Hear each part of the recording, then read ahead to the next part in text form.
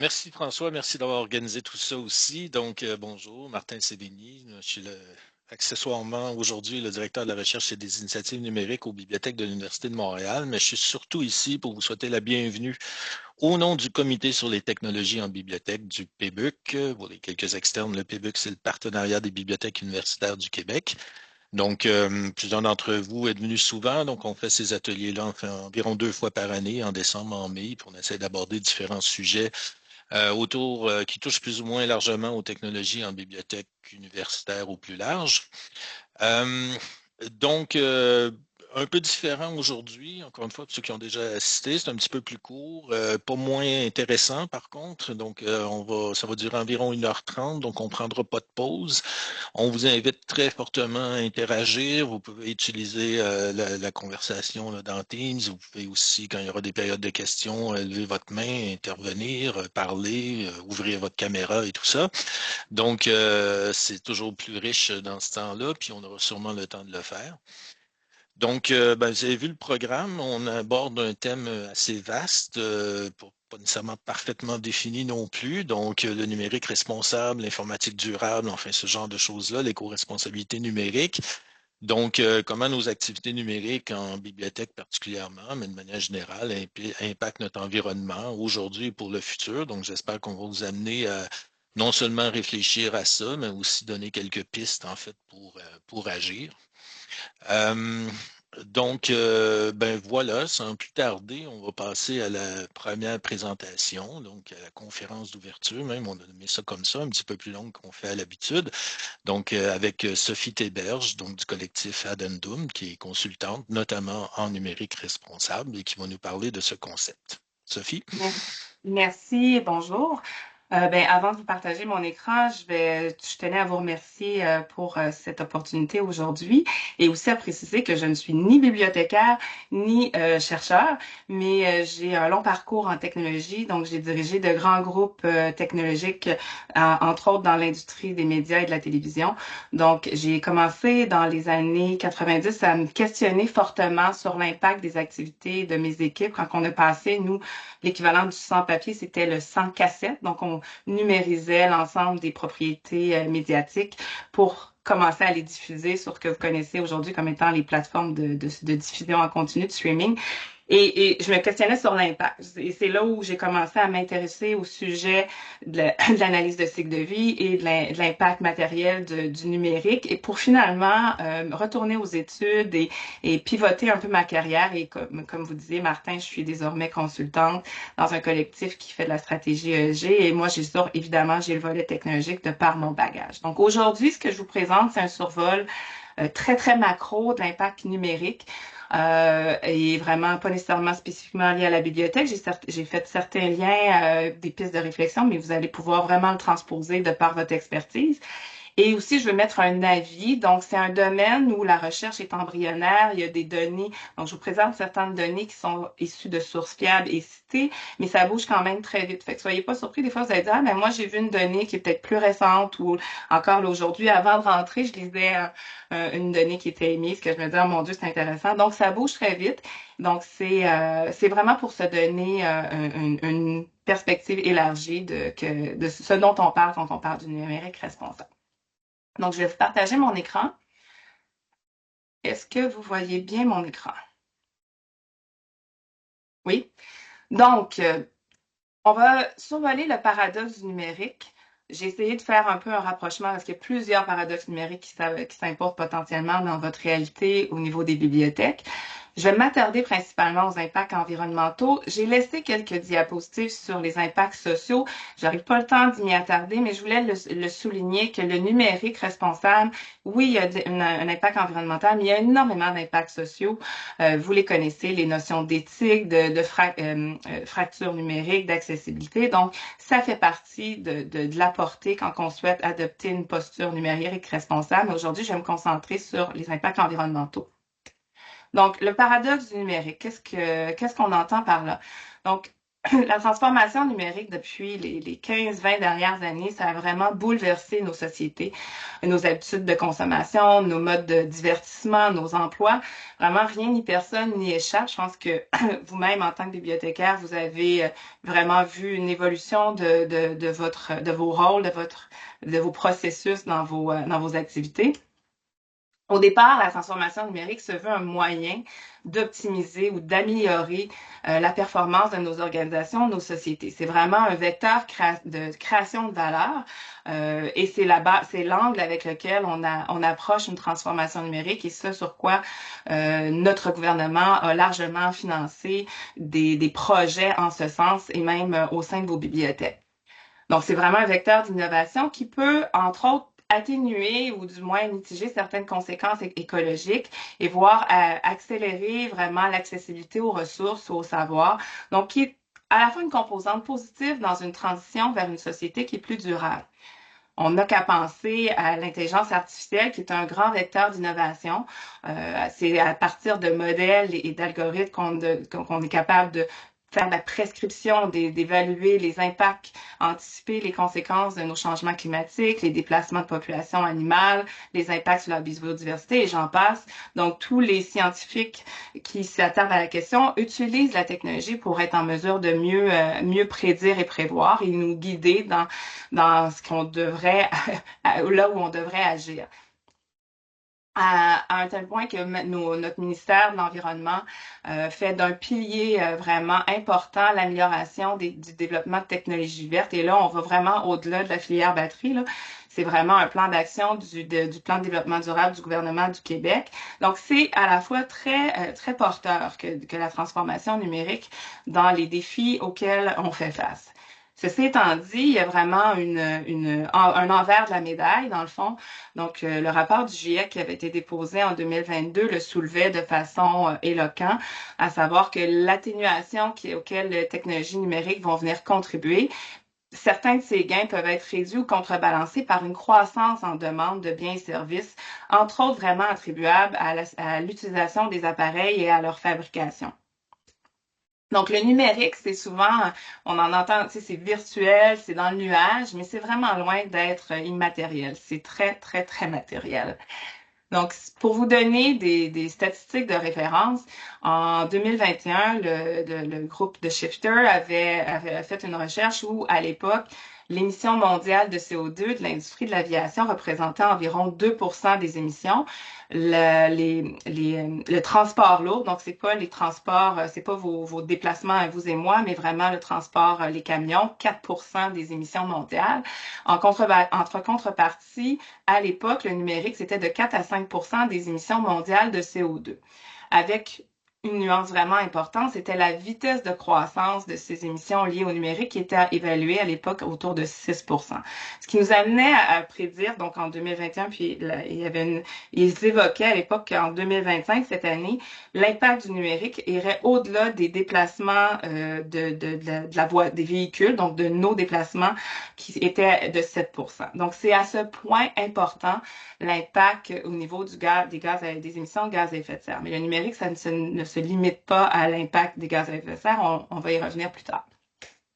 Donc, comment on explique que l'empreinte du numérique augmente malgré les progrès qu'on fait en technologie? Donc, c'est un peu c'est l'effet rebond du numérique que moi j'aime bien appeler l'ébriété numérique. C'est que les gains en efficacité qu'on va développer par la technologie, que ce soit, on est passé, par exemple, d'une connectivité, maintenant on est rendu au 5G qui a une capacité plus grande. Nos appareils ont des processeurs qui sont plus efficaces aussi, mais on va développer de nouveaux usages, on va, on va être de plus en plus gourmand, dans le fond, et la demande va en augmentant et non en diminuant. Donc, on s'emballe, je dirais, et la population, les organisations et les citoyens s'emballent dans cet usage-là. On va y revenir aussi. Donc, un numérique responsable, c'est vraiment c'est au départ de sensibiliser les organisations ou les citoyens et de rehausser aussi le niveau de littératie numérique sur les impacts, que ce soit les impacts environnementaux et sociaux. C'est le point de départ. Pour essayer d'amener, je dis pas qu'il faut anéantir le numérique, là, loin de là, mais d'essayer de prendre du recul, évidemment, dans la mesure où quand on a le luxe ou l'opportunité de faire des analyses de cycle de vie en amont d'une transformation numérique, ça nous permet vraiment de prendre des décisions éclairées. Mais donc, il n'y a rien qui égale un processus d'analyse de cycle de vie, mais dans l'absence, au moins se prendre un certain recul, puis essayer d'identifier l'envers de la médaille, de voir les effets, le rebond direct ou indirect, ou la substitution qui pourrait se créer, pour essayer au final de revoir nos comportements individuels et collectifs de façon à ce que cet engouement que nous avons tous pour le numérique ne devienne pas non plus un gouffre qui nous précipite plus rapidement des changements climatiques et sociaux qui sont déjà présents. Au niveau du gouvernement du Québec, il y a eu en 2023 un guide qui a été un référentiel, donc un guide qui a été développé par l'Académie de la transformation numérique de l'Université Laval, en collaboration avec l'Université Laval, qui est vraiment basé sur les travaux en France de l'Institut du numérique responsable. Donc, ce sont vraiment des démarches, des bonnes pratiques auxquelles les ministères et organismes se sont soumis, avec en plus une reddition de compte au niveau d'une cible de numérique responsable qui est évaluée sur une période de 5 ans. Donc, il y a vraiment une démarche qui est enclenchée en ce sens. Dans votre contexte de bibliothèque, est-ce que le paradoxe numérique existe? Il en a plus d'un, je dirais. Et encore là, c'est vraiment, je pense, le fondamental d'une bibliothèque qui est de rassembler, traiter, conserver le patrimoine documentaire et de garantir l'accès démocratique au savoir. Vraiment, c'était vraiment un terreau très fertile pour la transformation numérique. Je pense que c'est avec la numérisation de vos actifs, avec la diffusion via des plateformes, via des liseuses à distance vous avez permis de démocratiser encore plus cet accès, d'aller au-delà de nos frontières. Donc, c'est vraiment un avancée important pour vos organisations. En contrepartie, et là, à prendre avec sous toute réserve, hein, comme je disais, il n'y a pas d'analyse de cycle de vie. Je ne suis pas en train de dire que la numérisation est nécessairement un effet négatif, mais il y a quand même, on peut envisager que la numérisation de vos actifs, par exemple, évidemment, ça va réduire les ressources physiques, donc on limite les volumes, les documents, et ainsi de suite. On optimise aussi vos espaces qui ont une empreinte physique, donc les bâtiments. On diffuse de façon élargie, donc ce sont des impacts positifs de la transformation numérique, mais en contrepartie, votre volume de stockage en info numérique est appelé à croître. Donc, on est dans une posture où vous n'allez pas réduire, mais accumuler de plus en plus de documents.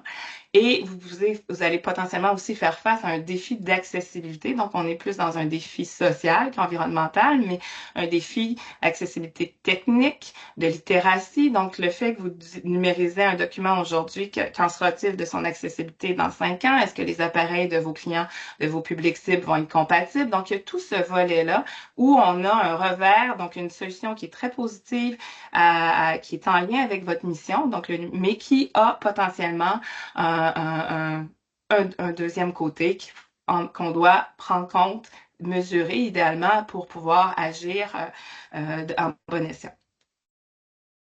On va prendre vraiment le gros de notre temps ensemble pour regarder les impacts environnementaux, de quoi on parle de façon plus précise.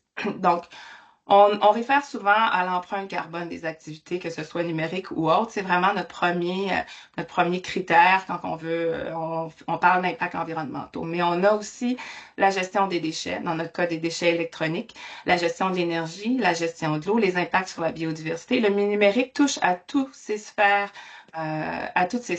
environnementales.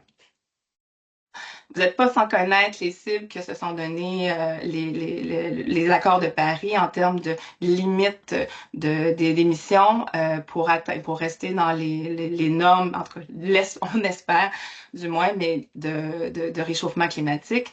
On parle de 2 tonnes de CO2 équivalent par habitant. Au Québec, en 2019, on était à près de 10 tonnes équivalent par habitant.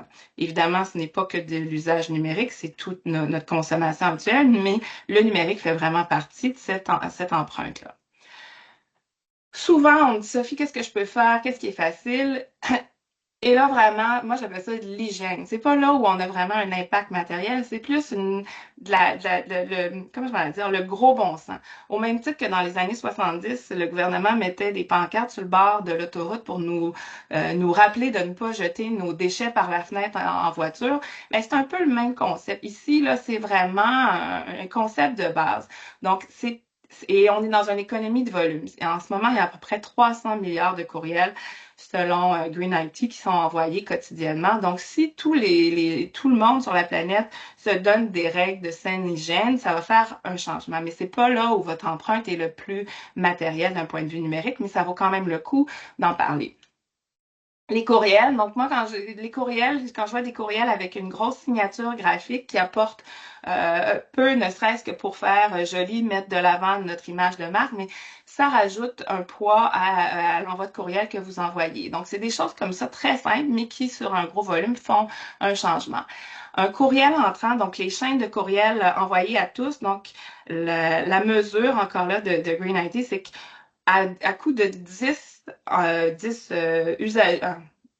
adresses supplémentaires, on multiplie par 4 la portée environnementale d'un courriel. Donc, évidemment, on essaie de limiter le courriel aux gens qui sont réellement concernés.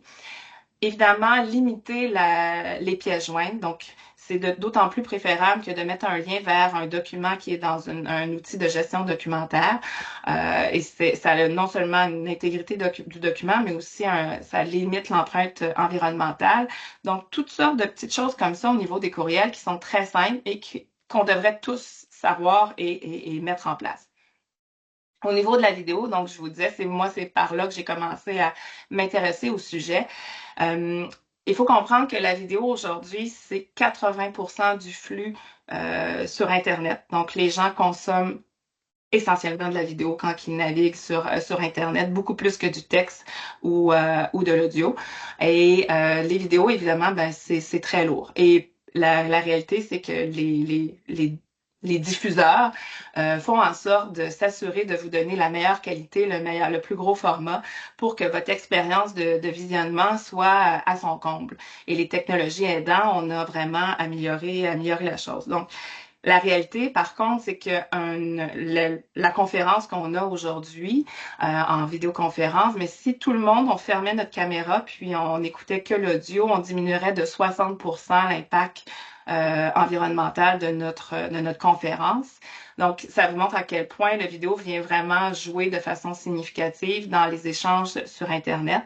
En termes de Wi-Fi aussi, comme on a souvent, bon, les diffuseurs, hein, comme je vous dis, je viens de là, on a une stratégie où on veut segmenter, faire de courts clips, courts vidéos, YouTube est la plateforme la plus consommée, la consulter, pour que les gens puissent les écouter en déplacement. Mais quand on visionne une vidéo en utilisant la 5G par opposition à le télécharger ou encore l'utiliser sur Wi-Fi, mais 5G versus Wi-Fi, c'est 3 fois plus d'impact environnemental parce qu'on sollicite un satellite, on sollicite beaucoup plus et ça en continu durant toute la durée du vidéo.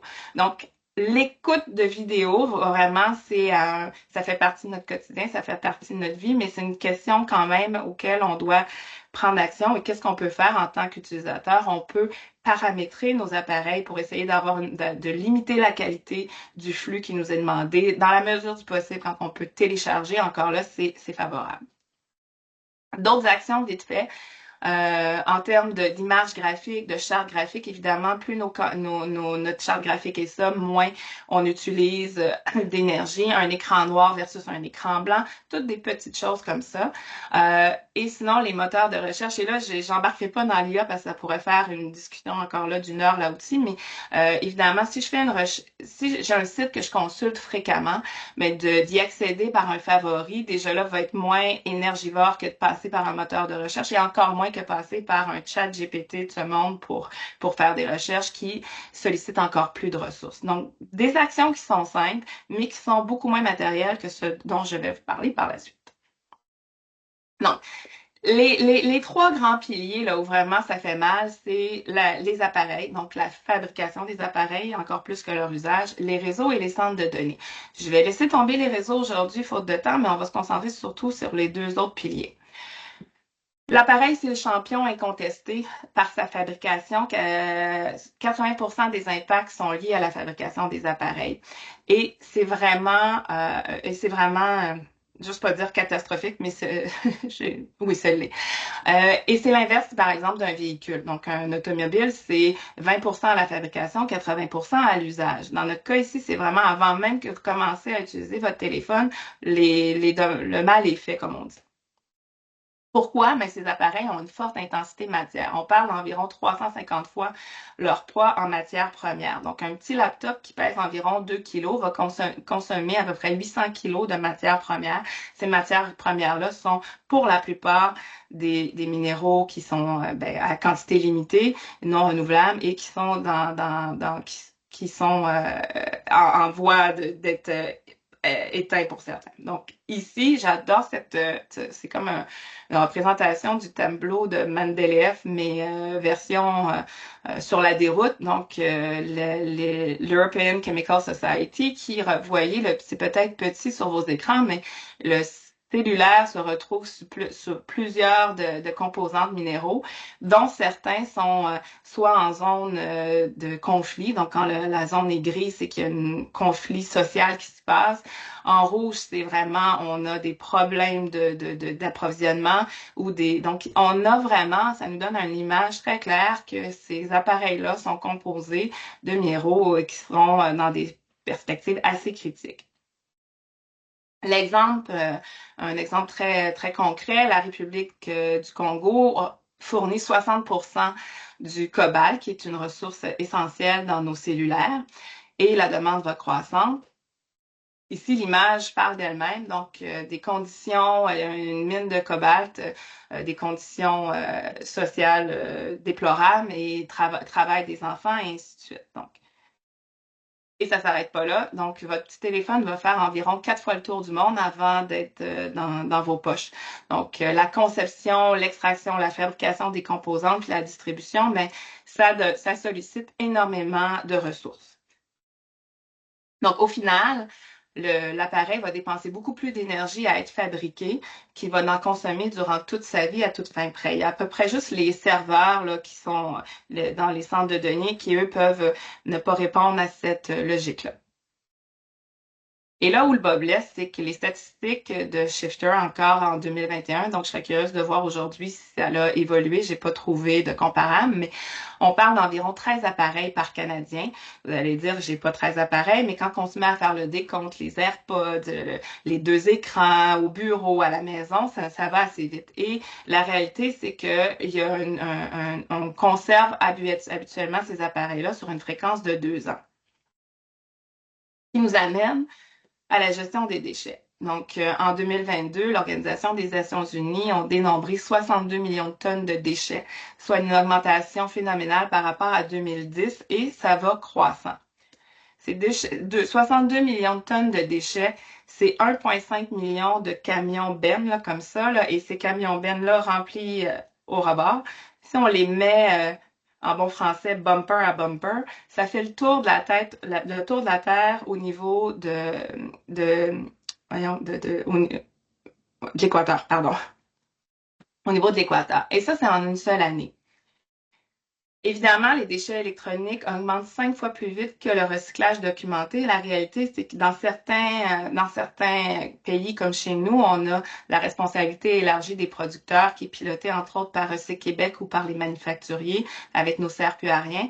Mais ce n'est pas le cas dans l'ensemble des pays. C'est pas tout le monde qui est doté de politiques semblables. Mais même chez nous, avec les serre-plus-à-rien, il y a une certaine limite. Et encore là, je serais curieuse de voir si on faisait le tour de la table.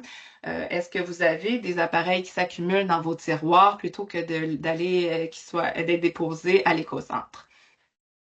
Au final, les déchets électroniques se retrouvent en quantité phénoménale en Asie, en Afrique, dans des dépotoirs à ciel ouvert, où on a vraiment les minéraux qui vont venir contaminer les sols et avoir des impacts importants sur la biodiversité. Donc, la fabrication est à ce point matériel que l'idée, des fois, de se dire, ben, je vais changer mon appareil pour un appareil éco-énergétique, la nouvelle version, la batterie dure plus longtemps, c'est pas un argument viable. Ce l'est pour un frigo, mais ce l'est pas pour un cellulaire ou pour une tablette. Donc, la recommandation, que ce soit pour vous ou pour les bibliothèques, vos organisations, évidemment, on doit s'assurer dans la mesure du possible de prolonger la durée de vie des appareils, d'avoir des appareils reconditionnés plutôt que neufs dans la mesure du possible, de réparer. Et là, vous allez me dire, c'est pratiquement c'est un défi comme surmonter l'Everest que de réparer un téléphone. Les appareils sont collés, ne sont pas conçus comme ça, c'est vrai, mais on espère que les lois vont venir changer la donne. Le partage des équipements, la mutualisation, et là, je l'ai mis en jaune parce que les bibliothèques, vous êtes à la fois très bien placés, vous avez des Fab Labs, donc de rendre des équipements accessibles, de mutualiser les équipements, c'est une stratégie qui est à envisager. Et dans certains cas, on peut avoir un logiciel plutôt qu'un. Donc, de remplacer le matériel par le logiciel lorsque possible, c'est aussi très, très significatif. On a toutes sortes d'éco-labels et là, je ne rentrerai pas dans le détail, c'est un cours en soi, je dirais, mais dans la mesure du possible, certains éco-labels sont plus favorables que d'autres pour le type d'appareil qu'on souhaite acquérir. Donc, c'est encore là, lorsqu'on est réellement rendu à l'étape où est-ce qu'on doit changer, c'est un critère ou avoir une garantie prolongée qui peut favoriser. Mais qui dit essayer d'allonger la durée de vie des appareils, très souvent on fait face à un autre problème, c'est l'obsolescence, mais non pas de l'appareil comme tel qui reste fonctionnel, mais du logiciel. Donc, j'ai mon iPhone, il est fonctionnel, mais je n'arrive plus à utiliser les plateformes, les logiciels auxquels mon employeur ou mais je dois utiliser au quotidien. Donc, c'est là où on tombe dans l'autre volet où, en tant que bibliothèque, vous avez aussi une sensibilité à jouer soit dans l'acquisition de vos logiciels ou dans votre conception de site web ou de services numériques, qu'ils soient éco-conçus. Et là, quand je parle d'éco-conçus, on va sur différents angles. Donc, quand j'ai commencé, moi, dans les années 90 à faire du numérique, on avait une belle connexion qui était via un modem téléphonique, donc le dial-up, comme on disait. Notre objectif, notre principal focus, c'est peut-être faire des expériences qui étaient le plus légères possible pour que les gens puissent y accéder. Aujourd'hui, 30 ans plus tard, c'est l'inverse. On ne se limite plus, on est dans l'innovation, on s'ambitionne de nouvelles fonctionnalités, de graphiques de plus en plus alléchants.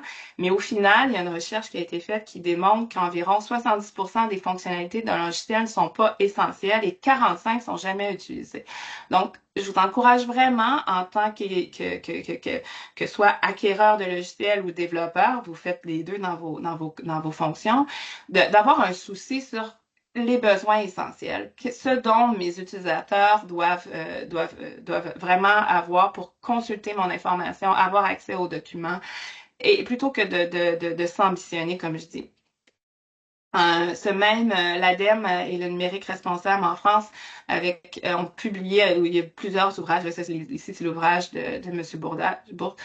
Les co-conceptions des logiciels, c'est un peu trois concepts, vraiment la simplicité d'usage, donc tous les fondamentaux de l'expérience utilisateur, s'assurer que c'est simple mais accessible aussi. Donc, et quand je dis accessible, rétro-compatible avec des vieilles versions de navigateurs, des appareils la plupart du temps, quand on conçoit, on se dit, ben, le navigateur actuel -1, mais là, je pense si on veut permettre aux gens d'adopter une sobriété numérique, il faut se doter d'une perspective beaucoup plus large, donc de permettre à un appareil de plus vieille génération d'y accéder. frugalité fonctionnelle, de se limiter à ce qui est réellement essentiel pour rester pertinent. Centre de données. Je vais juste regarder le temps, là, je suis désolée. Bon, ça va bien. OK, il me reste quelques minutes. Donc, les centres de données, c'est vraiment un autre gros joueur dans l'impact environnemental du numérique. Et je pense que l'image est très simple, hein. Ça consomme de l'énergie 24/7 et de l'eau et ainsi de suite. Donc, et ils sont appelés à grossir continuellement. C'est vraiment une espèce de je le vois comme pas un monstre, mais c'est vrai, ça fait partie de notre réalité, mais ils ne sont pas tous égaux. À service égal, donc nous, donc, un document X sur le centre de données ici à Montréal ou sur un autre centre de données, vous allez avoir le même service, mais votre empreinte ne sera pas la même. Donc, ce qui a un impact au niveau du centre de données, c'est à la fois sa localisation et le mix énergétique du lieu où le centre de données est situé, le mode d'opération, la superficie occupée, est-ce que le centre de données est optimisé? Et il y a différentes certifications aussi auxquelles on peut se référer pour avoir une idée de l'empreinte du centre de données. Ici, l'Electricity Map, qui est vraiment intéressante, mais ce que je voulais, l'empreinte du numérique, c'est 5% de l'électricité mondiale, mais l'électricité, elle n'est pas tous à valeur égale. Donc, au Québec, on est dans les rares zones où c'est vert, où on a une intensité bas carbone grâce à notre hydroélectricité. Mais donc, un centre de données qui serait en Alberta, vous le voyez, c'est un beau petit brun pâle, mais notre empreinte ne serait pas la même. Et ça va, donc, les États-Unis, là, j'attire votre attention parce que très souvent, quand on héberge nos données, de plus en plus, on a un souci pour, entre autres, des raisons légales d'héberger nos données au Canada, mais on a une grande, des fois, les CDN, là, les Content Distribution Network, vont héberger nos données un peu partout en Amérique du Nord, mais l'empreinte aux États-Unis ne sera pas la même. Un centre de données, ça utilise aussi énormément d'eau pour refroidir les infrastructures. Donc, c'est souvent fait par évaporation. Un data center moyen utilise environ plus ou moins 15 millions de litres d'eau par jour, ce qui est l'équivalent de la consommation d'une petite ville. Donc, selon où je suis située, si je suis dans une ville comme en Arizona, une place comme ça peut occasionner des stress hydriques importants sur les populations. Évidemment, un centre de données qui va être situé dans une zone plus fraîche, comme le Québec ou chez nous, on va avoir besoin de moins d'efforts pour refroidir les infrastructures. Donc, l'empreinte, encore là, va être moins grande. Donc, c'est pas juste le mix énergétique, c'est aussi la localisation par rapport à la température environnante. Sans rentrer dans le détail, vous pourrez aller jeter un coup d'œil. Le Centre de données de valorisation des données de l'Université Laval est un super bel exemple où, en plus, on a revalorisé un bâtiment existant avec une forme qui facilite la récupération de l'énergie. Donc, il y a beaucoup de littérature là-dessus, mais c'est un bel exemple d'une de vos universités. Quoi faire? Mais au-delà de la sélection du centre de données, donc il y a aussi il y a des indicateurs comme le PUE, donc qui est un ratio. Plus le ratio est près de 1, mieux la gestion énergétique des centres de données va être efficiente. Donc, c'est un indicateur facile à obtenir quand on choisit notre centre de données. Mais évidemment, vous êtes des bibliothécaires, ça en fait partie de votre métier, donc d'optimiser la gestion documentaire, de s'assurer d'avoir une politique de conservation, de gestion au-delà de vos ressources, de vos catalogues, mais aussi dans votre quotidien, dans vos documents opérationnels, et ainsi de suite. Je pense que c'est un peu la base et d'avoir une stratégie de gestion de données. Vous accumulez non seulement, vous avez vos documents, mais il y a aussi énormément de données qui sont sollicitées, utilisées. Vous envisagez, beaucoup d'entre vous, personnaliser l'expérience, vous adresser à vos clientèles en les connaissant, donc faire de l'analyse de l'intelligence d'affaires sur les données d'usage de vos publics. Donc, mais là aussi, on doit se donner une gouvernance entourant notre stratégie de gestion de données pour éviter qu'elle devienne un immense blurb et un fouillis qui consomme beaucoup d'énergie, mais aussi il y a tout un volet éthique qui s'y rattache auquel on n'en parlera pas aujourd'hui. Et finalement, ben, un peu aussi dans la même idée d'hygiène, mais les logiciels qui sont inutilisés, ben, ça fait partie d'une saine gestion que de les retirer des appareils de vos équipes. Donc, des exemples d'actions environnementales en numérique responsable en bibliothèque. Je suis certaine que vous en avez déjà plusieurs qui sont en marche, des projets, mais ici, je faisais juste lister quelques idées. Donc, mutualiser les ressources numériques, vos catalogues pour imiter le fait d'avoir le même document dans plusieurs de vos universités. Donc, au final, limiter l'empreinte environnementale de ce que vous numérisez est une optique. C'est des projets, je crois, qui sont déjà en cours chez certains d'entre vous. Je l'ai vu beaucoup dans ma vigie que j'ai faite dans d'autres bibliothèques en Europe. Les prêts, les prêts d'appareils aux citoyens pour encourager justement un peu comme on fait avec les bibliothèques d'outils, les Loutech de ce monde. Vous avez déjà certains des Fab Labs, mais ça facilite aussi. L'empreinte est vraiment dans notre appareil, c'est là où ça fait mal. Donc, ça peut être facilitant. Évidemment, tous les travaux avec vos équipes technologiques. Donc, c'est là où on doit prendre une mesure initialement de notre point de départ, essayer de se donner des cibles. Donc, loin de moi l'idée de dire que le numérique, c'est mal, mais c'est plutôt d'essayer de se donner des cibles, de se donner des cibles tant au niveau de l'infonuagique, de notre gestion de données, mais aussi de nos principes d'éco-conception dans les services qu'on offre aux citoyens. Essayer de se limiter à l'essentiel, de rendre le service. Le but que vous avez, c'est vraiment que les gens puissent accéder, trouver, découvrir, mais de se limiter au niveau graphique, de se limiter au niveau fonctionnalité et surtout de le rendre accessible au plus grand nombre. Et le plus grand nombre, c'est pas uniquement les gens qui ont des limitations physiques. Donc, vous êtes familier avec les normes d'accessibilité du WCAG pour les personnes qui ont des handicaps visuels ou autres. Mais là, pour moi, l'accessibilité s'étend aussi aux gens qui ont un souci environnemental de garder leurs vieux appareils. Évidemment, la médiation qui est très présente dans les bibliothèques, ça fait partie de votre expertise, de votre mission. Donc, l'éveil aux citoyens sur les impacts environnementaux du numérique pour aiguiser leur sens critique, pour développer la cyber-citoyenneté responsable. Je pense que vous êtes extrêmement bien placé pour agir en ce sens. On m'a demandé aussi, je crois que vous êtes, la plupart d'entre vous, très, très familiers avec les fresques. Donc, les fresques, il y en a plusieurs. C'est une activité de médiation qui a été développée par des équipes françaises, EcoInfo. Donc, il y a aussi une fresque du numérique. C'est une activité qui consiste à petits groupes de 4 à 8 personnes. On déploie sous forme de cartes différents enjeux environnementaux et les gens sont amenés à faire des liens de cause à effet entre les différents impacts. Et par la suite, on voit que les actions en tant qu'individu, je peux prendre pour limiter ces impacts-là face à l'usage du numérique. Donc, c'est une super belle activité qui se donne, entre autres, déjà dans des bibliothèques, mais qui est un angle simple et accessible. Impacts sociaux, comme je vous ai dit, on va en faire abstraction, faute de temps, mais c'était vraiment pour garder en tête que le numérique, ce n'est pas qu'environnemental. Donc, on parle de fracture numérique, donc limitation. C'est pas tout le monde au Québec qui a accès à Internet. On est en queue de peloton, en fait, au Canada. On est l'avant-dernière province en termes d'accès à Internet et on parle de 90% des Québécois qui n'y ont pas accès par choix ou par limitation physique. Et c'est surtout chez les personnes de 55 ans et plus selon Statistique Québec. Donc, il y a tout ce volet-là, il y a le volet éthique avec l'intelligence artificielle, donc beaucoup de sujets entourant l'impact social. Donc, quand on veut faire du numérique responsable, il faut se soucier des humains à qui on s'adresse et s'assurer de prendre en compte leur réalité. Donc,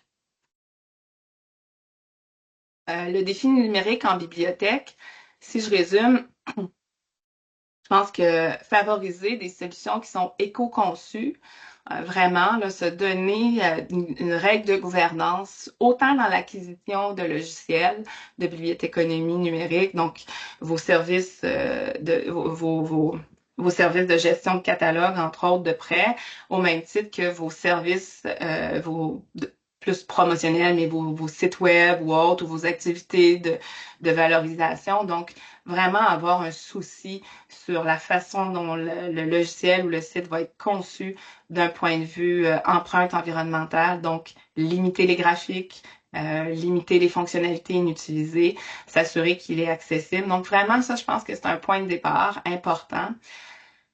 Dans la mesure du possible, avoir une portée sur la sélection de nos centres de données pour essayer s'assurer qu'ils sont dans une zone alimentée par des énergies renouvelables, qu'ils ont des politiques ou du moins qu'ils ont une pratique où on optimise l'espace pour réduire l'impact environnemental. Évidemment, prolonger la durée de vie de vos équipements. À l'interne dans vos équipes.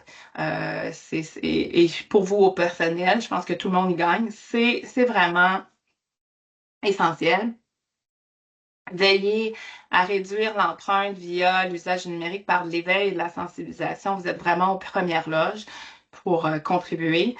Veillez à réduire les barrières d'accès. Donc, travailler vraiment dans une posture où les vieux appareils vont pouvoir y avoir accès. Les gens qui ont des limitations physiques, là, c'est pas juste le non-voyant. Il y a vraiment d'autres types de limitations qu'on doit prendre en compte.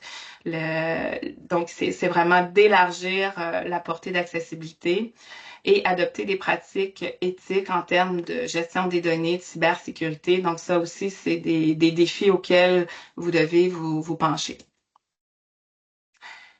Là où j'essaie d'en venir, c'est que très souvent, ce que j'observe dans les organisations, c'est qu'il y a des équipes qui s'occupent de la transformation numérique, puis à côté, il y a une équipe de développement durable qui fait un plan de développement durable. Idéalement, ça va ensemble. Donc, la transformation numérique, si on veut qu'elle soit pérenne puis qu'elle agisse vraiment à créer de la valeur, il faut vraiment travailler en collaboration avec les équipes responsables du développement durable. Donc, quand je vois un plan de développement, un PAD qui est fait par une équipe, puis un plan de transfo, puis les deux ne se sont pas parlé, c'est là où je me dis, ben, c'est une belle opportunité manquée. Vraiment. Donc, et tout ça va dans une vision d'un plan stratégique, pardon, pour vos organisations. Donc, vraiment de rejoindre les fonctions techniques et développement durable, c'est vraiment, je pense, un défi, ou en tout cas, c'est des silos que j'ai observé beaucoup dans ma pratique conseil, que ce soit, j'ai travaillé avec quelques bibliothèques, mais c'est l'angle, le premier angle. Quand on arrive à adresser ça, je pense que l'expertise de tout un vient se complémenter, puis on arrive avec des approches qui sont beaucoup plus viables pour l'organisation. Se mettre dans une posture de sobriété. Donc, essayer de, oui, on veut innover, mais dans une certaine mesure, donc d'y aller d'une façon beaucoup plus avec un certain recul. Donc, c'est pas de l'innovation pour de l'innovation, c'est de l'innovation dans une perspective de réel gain. Donc, ce que j'arrive à dire, c'est de se méfier de ces effets rebonds-là, d'essayer de les identifier à défaut d'avoir une analyse de cycle de vie, mais au moins de prendre un certain recul. Et idéalement, ben, je pense que si on veut comprendre où on se situe, ben, c'est de faire des mesures de base. Donc, de se donner faire un inventaire de il va y avoir une présentation sur l'impact des GES, des bibliothèques universitaires. Donc, de mesurer où on est, mais de se donner des cibles et de suivre l'avancement pour essayer d'y arriver, de s'améliorer année après année. Tout en ayant, donc, on va chez vous plutôt parler d'intensité, dans la mesure où vous avez une mission de conservation. Donc, on s'attend à croître, mais l'idée, c'est d'essayer d'avoir un meilleur ratio d'empreinte carbone par nombre de documents conservés ou par nombre de prêts, par exemple, plutôt que juste regarder la mesure carbone dans l'absolu. Donc, je pense que avec des objectifs, ça va nous permettre de progresser graduellement. J'apporte votre attention sur récemment, il y a la Commission sur l'éthique et sciences en technologie qui a émis un avis vraiment récemment, le 15 octobre, qui est excellent, qui est vraiment à lire si vous avez un intérêt pour le sujet. Et ils ont fait 16 recommandations, donc c'est un comité de chercheurs et de scientifiques émérites qui se positionnent sur l'impact du numérique face à l'environnement. Et ils ont fait 16 recommandations au gouvernement du Québec et dont deux qui, je pense, viennent corroborer la posture que les bibliothèques peuvent prendre auprès des citoyens, que ce soit de les sensibiliser à l'impact du numérique pour qu'ils puissent individuellement poser des gestes qui vont réduire et s'engager dans une sobriété. On recommande aussi d'intégrer cette vision-là dans l'enseignement des programmes scolaires de la province. Donc, vous faites partie pour la plupart d'unités d'enseignement. Donc, c'est vraiment, je crois, donc moi, cet avis-là est fort pertinent et ça vous rejoint dans votre posture en tant que bibliothèque. Il y a Énormément de groupes. Donc, je vous ai mis quelques exemples ici de groupes qui produisent de la recherche, de la littératie sur le sujet. Donc, comme je vous disais, la France, avec l'Institut du numérique responsable et l'ADEME, sont très actifs et en avant. Au Québec, on a Chemin de transition avec l'Université de Montréal, dont M. Abrassard fait partie, si je me trompe pas. Il y a le groupe de Shifter, qui est un groupe international où il y a une antenne locale ici à Montréal. Et bref, il y a beaucoup d'intérêt sur le sujet, beaucoup c'est en mouvance, hein, ça bouge beaucoup. Donc moi, à chaque jour, j'ai des nouvelles lectures. Je m'y intéresse, mais vous pouvez collaborer, contribuer à travers ces groupes-là. Et si vous voulez approfondir la réflexion, ben, j'avais vraiment trois petites recommandations. Donc, l'avis que je vous parlais récemment, là, le regard éthique sur les effets environnementaux, qui est très facile à lire, accessible et très intéressant. Sinon, il y a 14 modules, un MOOC numérique responsable qui est accessible sur l'Institut du numérique, donc fait par nos collègues en France. Sinon, les travaux de chemin de transition, donc il y a des ateliers prospectifs qui avaient fait quelques années, mais qui sont là. Il y a une feuille de route pour une transition numérique écologique au Québec dans un horizon 2040 ils ont utilisé l'approche prospective qui est fort intéressante. Encore là, des actions qui mettent en perspective les liens aussi entre les différentes actions qui devraient être prises. Donc, des lectures très pertinentes et qui vont aller plus en profondeur que ce que j'ai pu vous présenter aujourd'hui en 40 minutes, là. Donc, voilà, ça fait le tour pour ce que j'avais à vous présenter. J'ai été assez brève et succincte. Je vais arrêter de partager. Merci Voilà. beaucoup. Merci beaucoup. C'était très riche, très enrichissant. Je suis certain qu'il y a des questions ou des commentaires, donc n'hésitez pas, vous pouvez les écrire pour les poser de vive voix, c'est encore mieux. Levez votre main, ça va être plus facile pour nous de voir qui souhaite intervenir.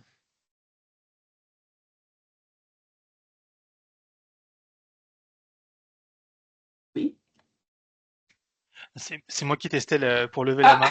Ah! Mais, mais ceci dit, je peux poser une première question. En bibliothèque universitaire, on utilise énormément enfin, la majorité de notre budget passe dans les ressources électroniques. Donc une question qu'on se posait au niveau du groupe sur comment agir à notre niveau, c'était peut-être aussi imposer ou demander à nos fournisseurs, aux éditeurs, des gages de leur côté en termes d'hébergement de données. Est-ce qu'il y a des certifications ou des recommandations que tu pourrais ou des directions à prendre en fait que tu pourrais suggérer pour nous aider en fait dans cette démarche? Au niveau logiciel versus au niveau infonuagique, ce serait différentes recommandations, mais effectivement, dans vos appels d'offres, vous êtes apte à imposer certains critères. Au niveau de l'infonuagique, évidemment, je présume qu'en tant que bibliothécaire universitaire, vous avez un intérêt à ce que vos données soient hébergées au Canada. Donc ça, je pense que c'est un critère de base. Donc déjà là, on s'assure d'un mix énergétique intéressant. Sinon, il y a le critère, là, le Power Usage Effectiveness. Ça, c'est vraiment, en principe, les centres de données devraient pouvoir vous le fournir. C'est une unité de mesure qui vient vraiment quantifier leur usage d'énergie versus le rendu qu'ils font de service. Et plus le ratio est à 1, plus ils sont efficients. Ce qu'on veut éviter, c'est un grand bâtiment là, où est-ce qu'il y a de l'espace puis qu'on chauffe le vide, là. Un peu. Donc, d'essayer d'avoir ce critère-là. Il y a certaines certifications Optum Institute. Je pourrais vous fournir des détails la suite à... Là, j'essayais de faire une présentation très haut Mhm. niveau. Je pourrais vous fournir certaines certifications qui peuvent être exigées ou du moins recommandées. Évidemment, le bâtiment, donc parce que l'info nuagique, là, il y a l'aspect serveur, efficacité énergétique, mais il y a aussi le bâtiment, son enveloppe. Donc, si on veut être très agressif, mais très proactif envers un impact environnemental, ben, des bâtiments qui vont avoir une certification LEED vont nous assurer un certain gage au niveau de l'efficacité énergétique. Donc, il y a ces critères-là. Au niveau informatique logicielle, donc là, c'est un petit peu plus diffus. Je pense que c'est pas tant des certifications au niveau de l'éco-conception du logiciel que de vous donner des critères. Donc, quand vous faites votre définition de vos besoins, ce dont vous voulez que le logiciel accomplisse, qu'est-ce qu'on veut offrir comme service pour vos utilisateurs internes puis les utilisateurs externes, dont les administrateurs, ainsi de suite, Moi, j'appelle ça, là, en as-tu vraiment besoin, là, un peu, c'est un peu cette logique-là. Donc, évidemment, souvent, on y va, on liste tous nos besoins, même les plus ambitieux, pour être sûr qu'on couvre là, très large, puis qu'on n'aura pas à changer la solution dans les 5 prochaines années. Mais au final, ce qu'on se rend compte très souvent, c'est que on utilise la moitié de ce qu'on a acquis. Donc, c'est là-dessus où vraiment, je pense que ce qui est important, c'est d'essayer de se faire une logique, là, de dire, OK, de se questionner. Moi, j'utilise une échelle de gradation avec mes clients sur le must have, should have, nice to have, don't need, don't know. Et j'ai des gens de Bibliothèque nationale qui sont ici et qui ont dû avec qui ont travaillé avec ça. Mais il y a une nuance entre le must et le should vraiment importante. Le must, là, c'est quoi les fonctions que si on n'a pas, on n'est pas en mesure d'offrir notre service. Tandis que le should, ça, c'est toutes les petites affaires, le fun qu'on aimerait donc avoir, mais qu'au final, c'est pas nécessairement assez important.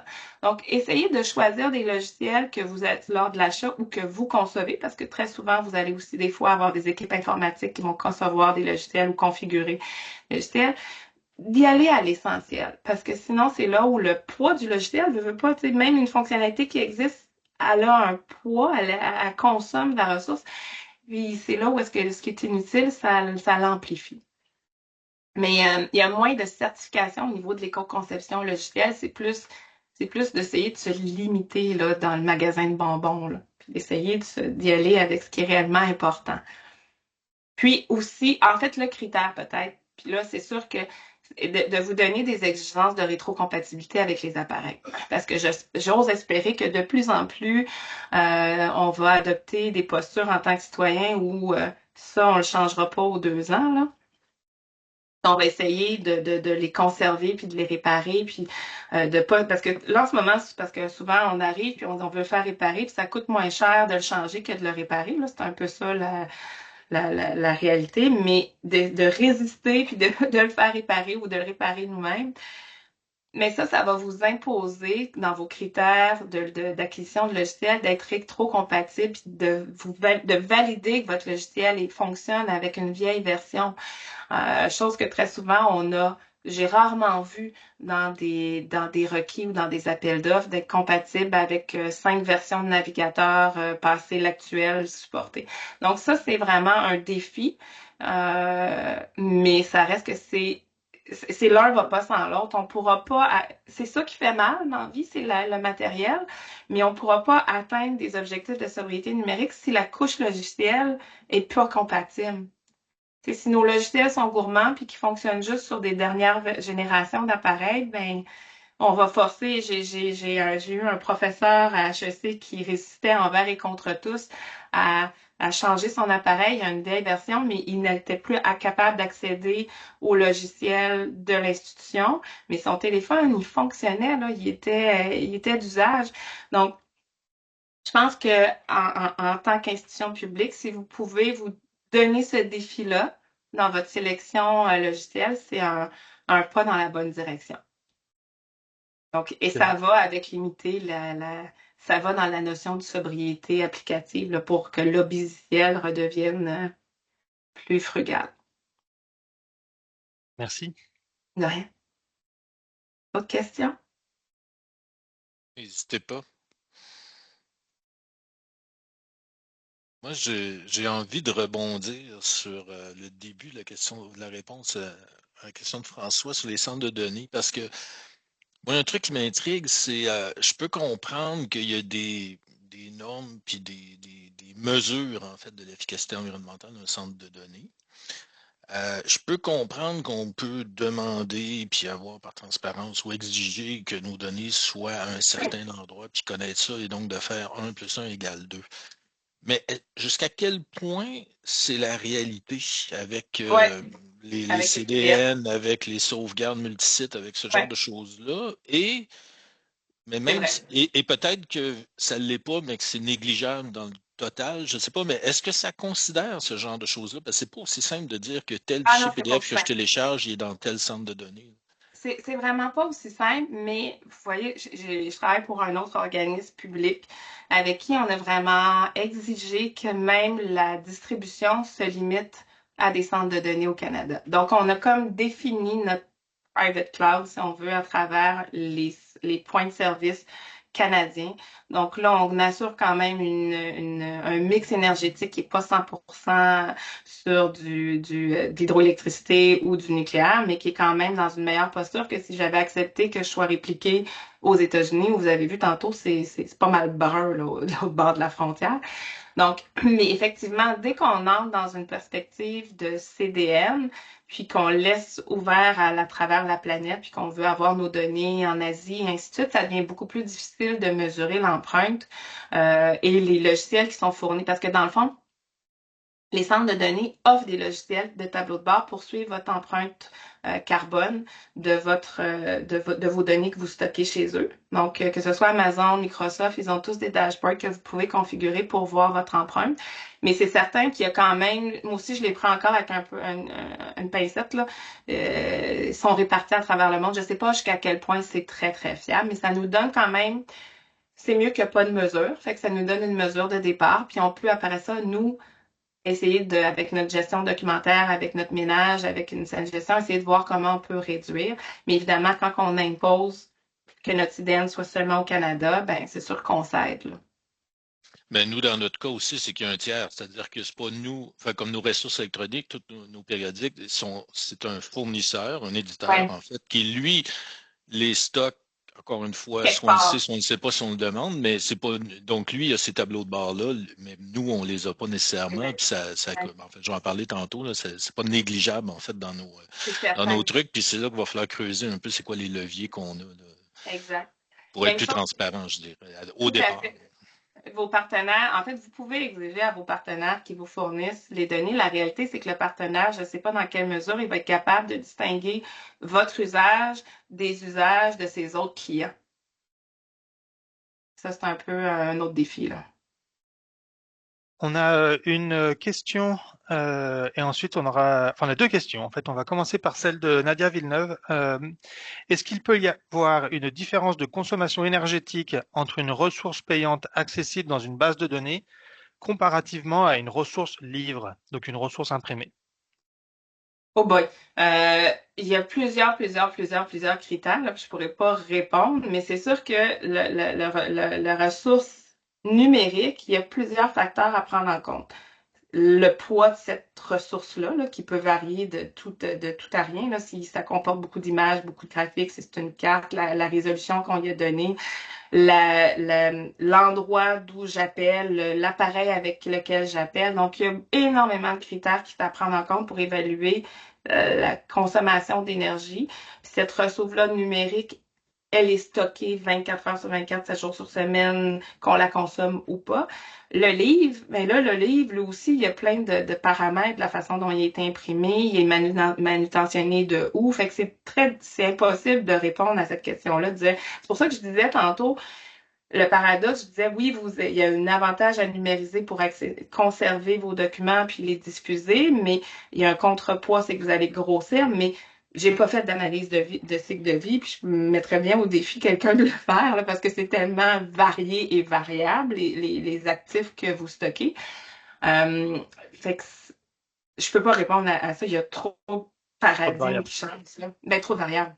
Mais bien sûr. c'est une question qui se pose. Moi, c'est un peu la même question que j'avais en télévision quand je commençais à numériser les vidéos, là, j'étais comme genre, et là, on est en train de faire la bonne affaire. Mais ça prendrait vraiment une recherche avec un cadre défini, ainsi de suite. Merci. Martin, si tu veux prendre enfin, Martin Ouellet, si tu veux prendre la parole. Oui. Ben, merci beaucoup, Madame Théberge. C'était extrêmement intéressant. Merci. Euh, Moi, j'ai une question un peu basique, là. Tu sais, on voit que les impacts sont majeurs. On le savait un peu avant la présentation d'aujourd'hui, mais là, c'est encore plus flagrant, là, au niveau écologique, environnemental, puis tout ça. Puis on voit aussi que de simples petits gestes pourraient avoir de très bonnes conséquences. Mais personnellement, j'ai l'impression que si je demande à mes gens de mon organisation d'enlever les images de leur courriel, ils vont rire de moi. Ils vont me dire, ben voyons, penses-tu vraiment que ça va changer quelque chose si j'enlève ma signature? Donc, avez-vous comme un conseil Ouais, pour comme ben, débuter une amorce de réflexion, de conscientisation, mais par où commencer là, pour informer ben, nos gens puis les conscientiser à tout ça que les petits gestes comptent? ben, c'est sûr que enlever l'image dans l'adresse, dans le courriel, ça n'a pas de commune mesure avec pas changer son téléphone. T'sais, on parle pas de la même affaire. Ça fait que si on veut vraiment faire une action qui est significative, c'est vraiment au niveau de nos appareils qu'il faut agir. Mais en même temps, comme je disais, les petits gestes qui sont simples puis qui, au final, là, ça change absolument rien dans la vie de quelqu'un qui ait un logo addendum dans le bas de ma signature de courriel ou qui ne l'ait pas, là, on va se le dire. C'est sûr qu'au final, si les 300 milliards de courriels qui sont envoyés à chaque jour ont plus de signature, ont plus des emojis puis des niaiseries de même, on va s'aider tout le monde. Fait que c'est sûr que c'est un peu... Moi, je reviens toujours avec la notion de oui, c'est moins matériel, mais si on s'y met tous, ça fait une chance. Au même titre quand je garoche plus ma pomme par ma bouteille de bière par la vitre quand je conduis un char, qui était l'exemple du Québec dans les années 70. Là, aujourd'hui, ça passerait même plus dans la tête de personne. Là, on les voit plus, les panneaux sur le bord des routes avec un petit maillet qui disait 200 $ si vous jetez une canne de conserve. Là. J'y vais un peu par l'absurde. C'est-à-dire que c'est vraiment de l'hygiène. C'est au même titre que je répète à mon fils de se brosser les dents, même s'il a 16 ans, mais je vais répéter ces choses-là, même si c'est et j'insiste, vraiment moins significatif que de changer, de se limiter là-dessus. Mhm. Mais c'est des gestes qui changent rien dans notre vie au final. De mettre le lien vers un document sur SharePoint plutôt que de l'attacher, c'est juste mieux pour tout le monde parce qu'on est sûr qu'on a la bonne version du document. C'est juste une saine gestion documentaire qu'on vient de s'aider de qualifier. Puis je vous le dis, là, je vous mettrai au défi là, d'aller changer vos paramètres sur votre player vidéo dans votre téléphone pour réduire la qualité du vidéo que vous allez recevoir. Vous en rendrez pas compte. Les stations de télé, là, un fichier vidéo, ils en font à peu près 12 à 15 versions différentes d'encodage, où est-ce que vraiment ça prend un œil très aiguisé pour voir la nuance.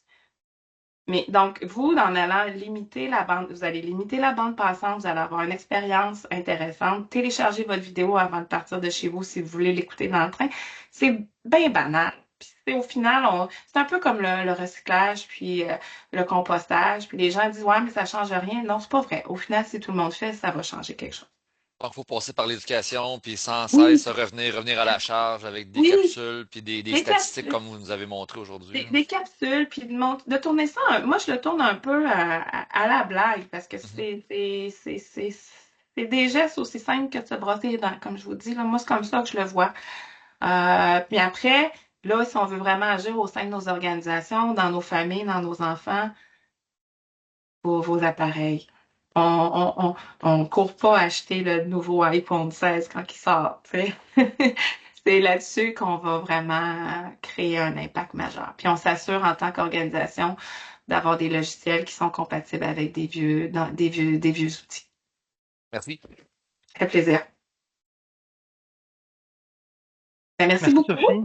Oui, on arrive, il est 15h35, alors je proposerais qu'on avance. Merci beaucoup en tout cas Ça fait plaisir. pour la présentation, c'était très intéressant. Merci. Puis, ben, c'est moi qui enchaîne, en fait, en parlant du bilan carbone. Pendant que je démarre mon partage, c'est intéressant parce que je commence 5 minutes en retard, mais Sophie a fait au moins 5 minutes dans ma présentation sans le savoir. Donc, puis c'était un peu stressant au début parce que, vous savez, on se parle longtemps à l'avance quand on fait plusieurs présentations comme ça. Non, je blague. Et puis, attendez, je vais juste partager le bon écran. Puis, et donc, j'avais peur un peu d'être incohérent ou d'être hors de la plaque, mais finalement, on a certains points de convergence et tout ça. Donc, je pense que ça va être intéressant de mettre, ben, c'est pas différent, c'est juste quelque chose de nettement plus spécifique là, et tout ça. Donc, oui, je vais vous juste afficher mes notes.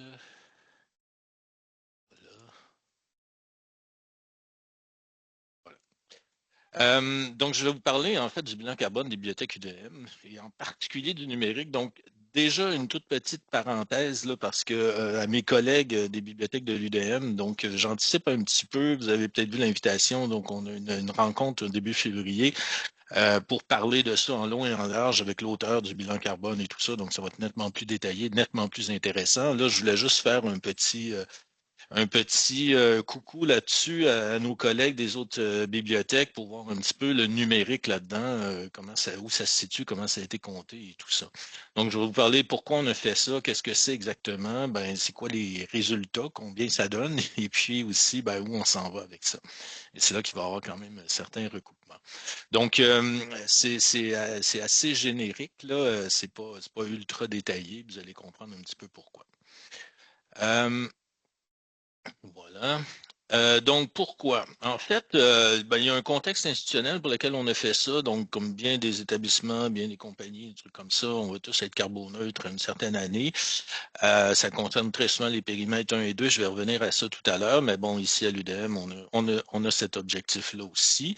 Ça, c'est une chose. Une autre chose, c'est intéressant, puis ça a été mentionné par Sophie tantôt. Donc, un des trucs qu'on a fait dans notre nouvelle planification stratégique, c'est qu'on a une stratégie pour atteindre un de nos objectifs qui est d'inclure les principes d'équité, de diversité, d'inclusion et d'éco-responsabilité au cœur de nos actions.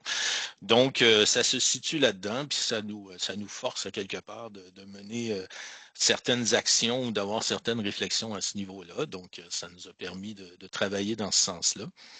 Et puis, ben, après ça, on s'est dit, si on veut s'améliorer, puis là, je parle plus précisément par rapport à notre bilan carbone, puis à notre numérique responsable, ben, il faut connaître un petit peu d'où l'on part. C'était mentionné tout à l'heure. Il faut essayer de mesurer un peu où on en est, puis essayer de se fixer des cibles, etc.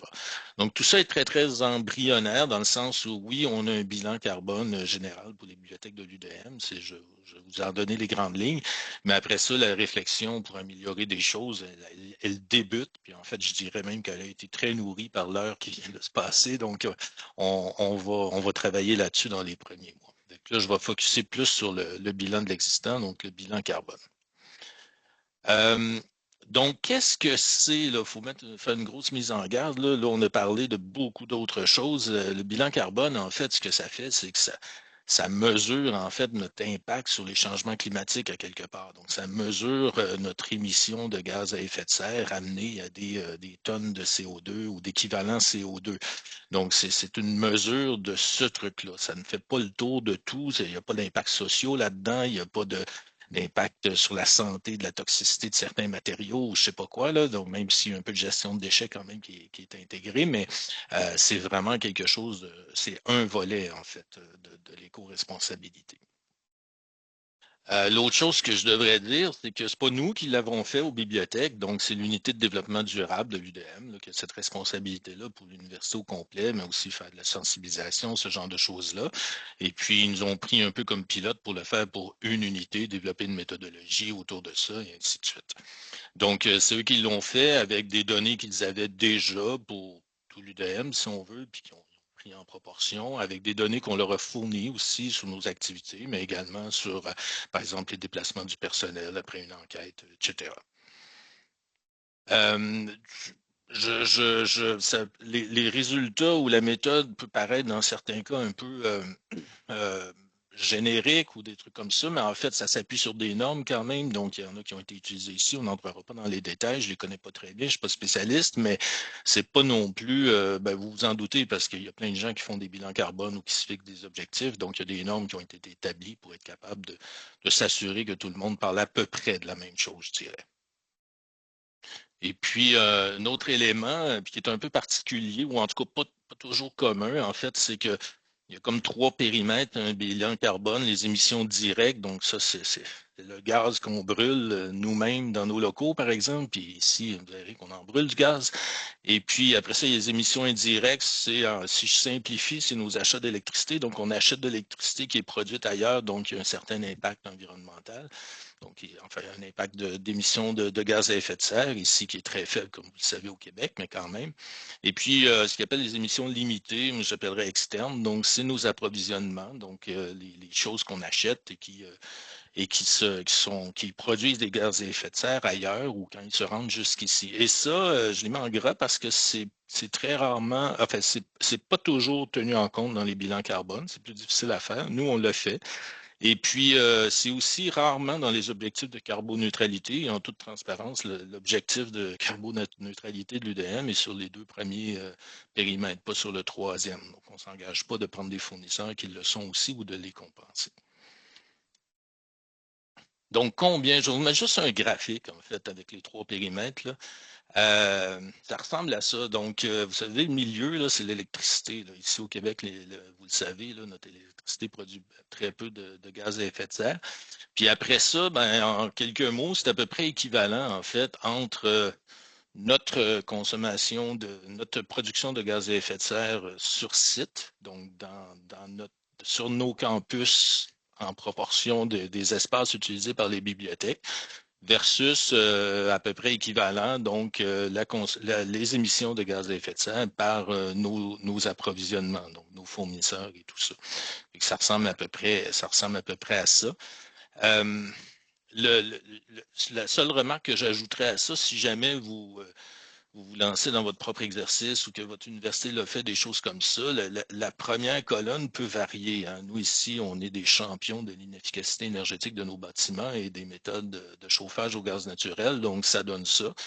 À l'opposé, si vous avez une bibliothèque dans un édifice tout neuf, certifié LEED, je me souviens plus quelle couleur et tout ça, ben, ça se peut que cette colonne-là soit assez différente. Mais bon, ça, c'est notre réalité aujourd'hui. Et le numérique dans tout ça, c'est quand même notre sujet principal, je vais y arriver. Donc, d'abord, c'était quoi? C'était 4% tantôt, il y a quelques années, mais c'était en croissance forte. Et puis bon, c'est peut-être c'est un hasard, mais en fait, c'est pas exactement le même mode de calcul, mais au moins l'ordre de grandeur se ressemble. On en arrive à peu près à 6% des émissions totales. Mais là, c'est là que je vais mettre beaucoup de bémols. D'abord, rappelez-vous qu'on est inefficace au niveau de nos bâtiments, donc le pourcentage des émissions totales est nécessairement affecté par ça. Encore une fois, si on était plus efficace pour nos bâtiments, ben, le pourcentage serait beaucoup plus élevé, nécessairement, parce que lui, il ne change pas si on ne fait rien. On est grosso modo moitié-moitié au niveau de précision de ces trucs-là pour les services infonuagiques, donc WMS par exemple, des choses comme ça, donc plus logiciel. Puis à peu près moitié aussi pour les ressources électroniques, donc nos fournisseurs, nos LCV de ce monde, etc. Et là, là-dedans, donc, n'entre pas l'achat d'appareils. On n'a pas cette précision ça rentre dans nos approvisionnements en général, mais on ne l'a pas isolé ici pour le numérique. Donc là, on est plus dans le numérique infonuagique, je dirais, c'est-à-dire soit nos PDF qui sont à gauche et à droite sur la planète, et puis soit les services, comme je disais, comme WMS. Mais ça donne un peu un ordre de grandeur. Et donc, ça n'inclut pas des émissions moins visibles, mais qui sont calculées dans notre bilan global quand même. Donc, l'électricité des appareils, des serveurs, les matières résiduelles, donc la gestion des déchets aussi, et tout ça. Donc, il y a un certain nombre de choses là, dont on ne tient pas compte enfin, que je ne tiens pas compte dans ces chiffres. Là. Ils sont pris en compte dans notre bilan global, notamment via nos approvisionnements, mais pas isolés ici. Et puis, en fait, la méthode a été beaucoup basée sur les dépenses, en fait. Donc, c'est des règles à partir de certaines dépenses en infonuagique, des choses comme ça. Donc, c'est pas c'est pas nécessairement ultra précis. Là. On n'a pas fait, pour reprendre l'expression, on n'a pas fait le cycle de vie d'un PDF chez Wiley, puis essayer de voir c'était quoi, puis après ça, de voir combien on en avait, etc. Enfin, je pense avec nos moyens puis les informations qu'on peut avoir, c'est à peu près utopique de faire ça aujourd'hui. Mais bon, il y a des règles dans les normes et tout ça pour essayer d'estimer à ça. Mais on voit qu'on arrive à quelque chose aussi qui est assez cohérent par rapport à d'autres trucs, à ce qui a été présenté précédemment. Puis mon dernier point, c'est là que ça se recoupe, c'est que face à ça, puis encore une fois, de manière très, très embryonnaire, moi, je commence, tu sais, je me suis mis comme dans la peau d'un responsable des activités numériques aux bibliothèques. Je ne sais pas comment j'ai fait de faire ça. Puis, et donc là, je me suis dit, ben, qu'est-ce que je peux faire, moi, aujourd'hui, pour essayer de faire bouger cette aiguille-là vers le bas, essentiellement. Donc, essayer de faire en sorte que si on fait notre bilan carbone plus tard, ben, avec des méthodes comparables, ben, qu'on soit un peu plus bas là, pour le numérique à tout le moins, parce que j'ai pas de contrôle sur le chauffage de nos édifices. Donc, il y a toute la question des comportements individuels, on en a parlé tout à l'heure, donc c'est sensibiliser, former, donc ici à l'université aussi, on a une charte de la sobriété numérique qui reprend beaucoup des éléments qui ont été présentés tout à l'heure, donc essayer de la faire connaître, faire en sorte que les gens ont des meilleurs comportements.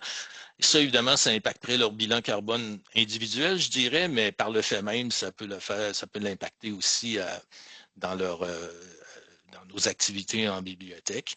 Donc, ça, c'est un cas. L'autre chose à laquelle je réfléchissais, donc évidemment, il y a toute une forme de croissance à ralentir, il y a peut-être des choses à éviter, etc. On en a parlé. Puis, un des éléments aussi, donc, c'est ce que j'appelle un peu le au cas où, là, c'est-à-dire donc travailler sur la quantité ou la diversité. Donc, on a assez d'ordinateurs pour être sûr qu'il n'en manquera jamais, mais c'est peut-être trop aussi. On a assez d'espace de stockage où on stocke assez de trucs pour être sûr qu'il n'en manquera jamais, mais peut-être que c'est trop aussi, puis c'est pas la bonne approche. Donc, il y aurait peut-être une petite réflexion à faire de ce côté-là.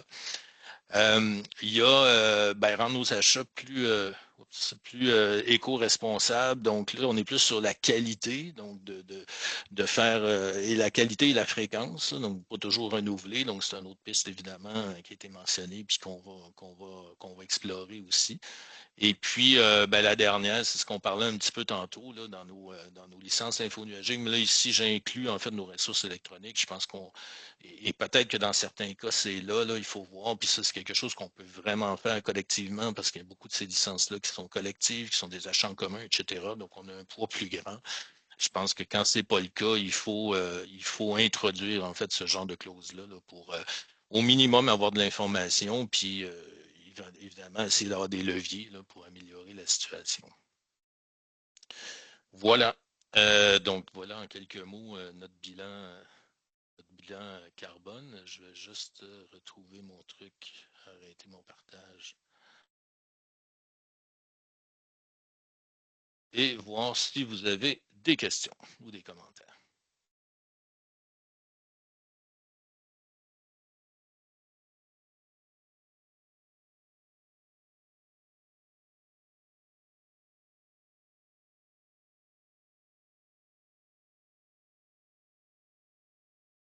Moi, j'ai lancé le bal, peut-être. Allez, je lève la main par principe, mais est-ce que lors de cette analyse, est-ce qu'il y a un résultat qui t'a surpris? On va passer.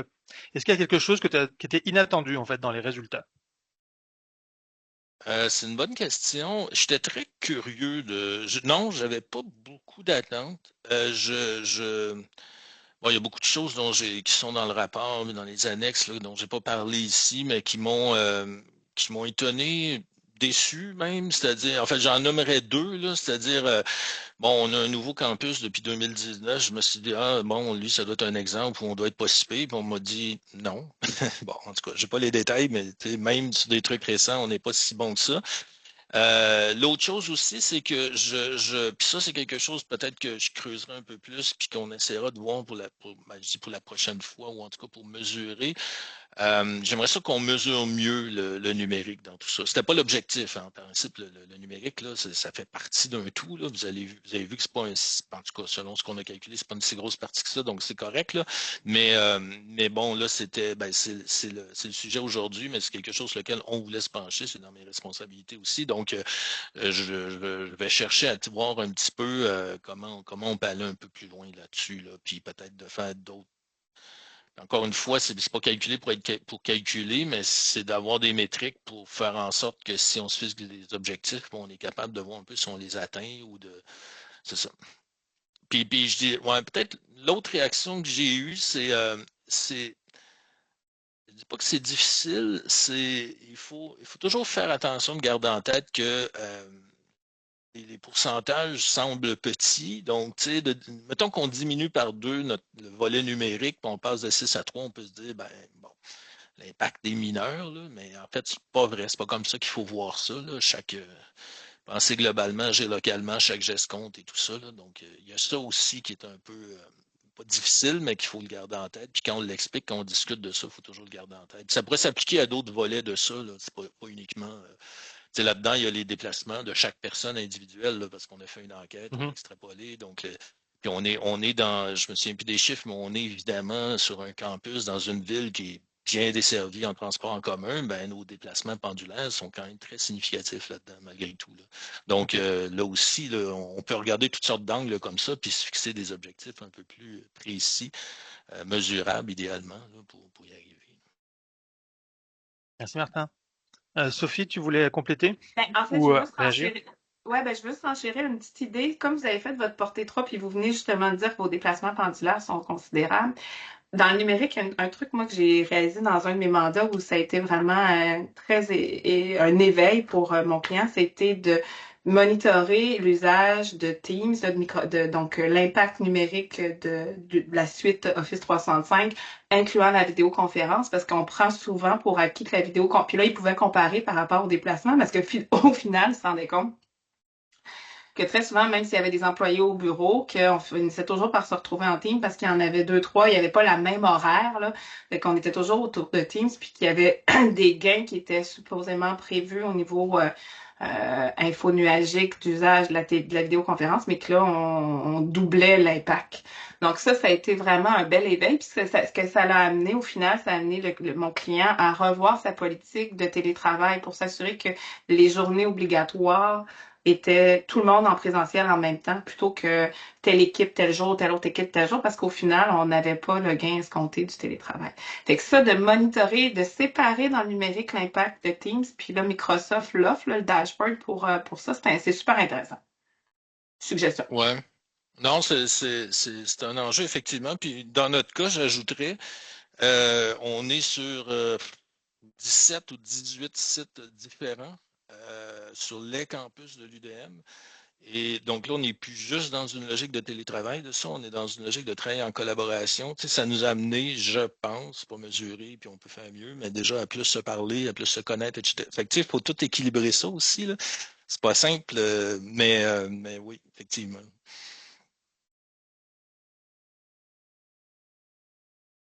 Christophe?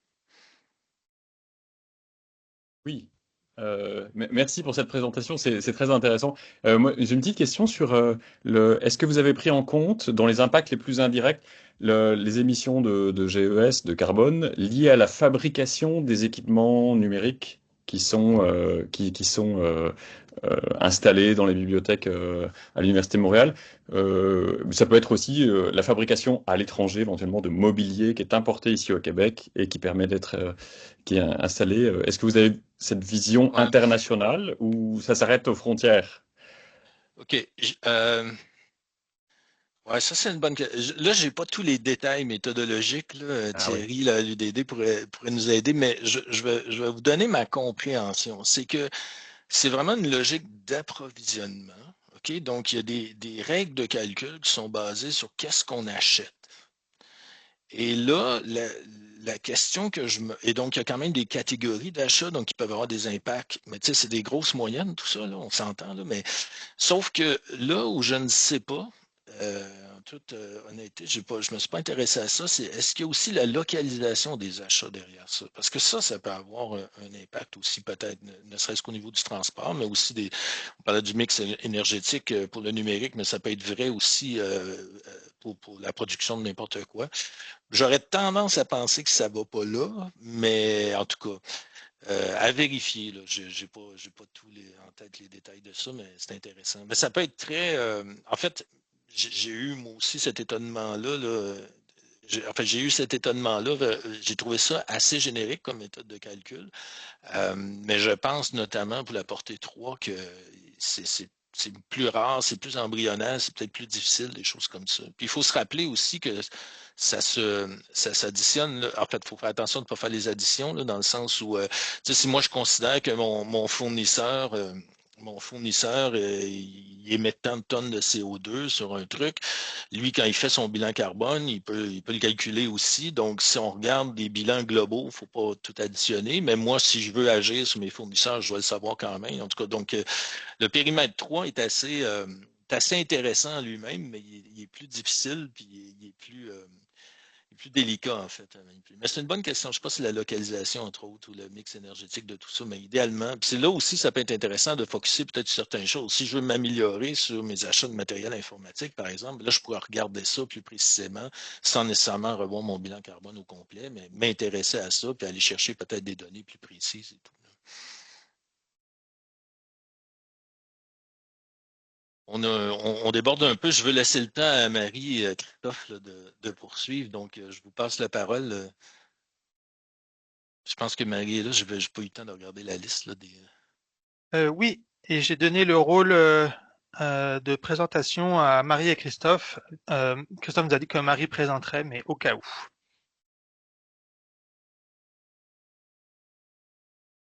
Oui, ben c'est ça. Ouais, je suis plus habituée de partager mon écran avec Zoom. Je te l'ai envoyé, sinon, François.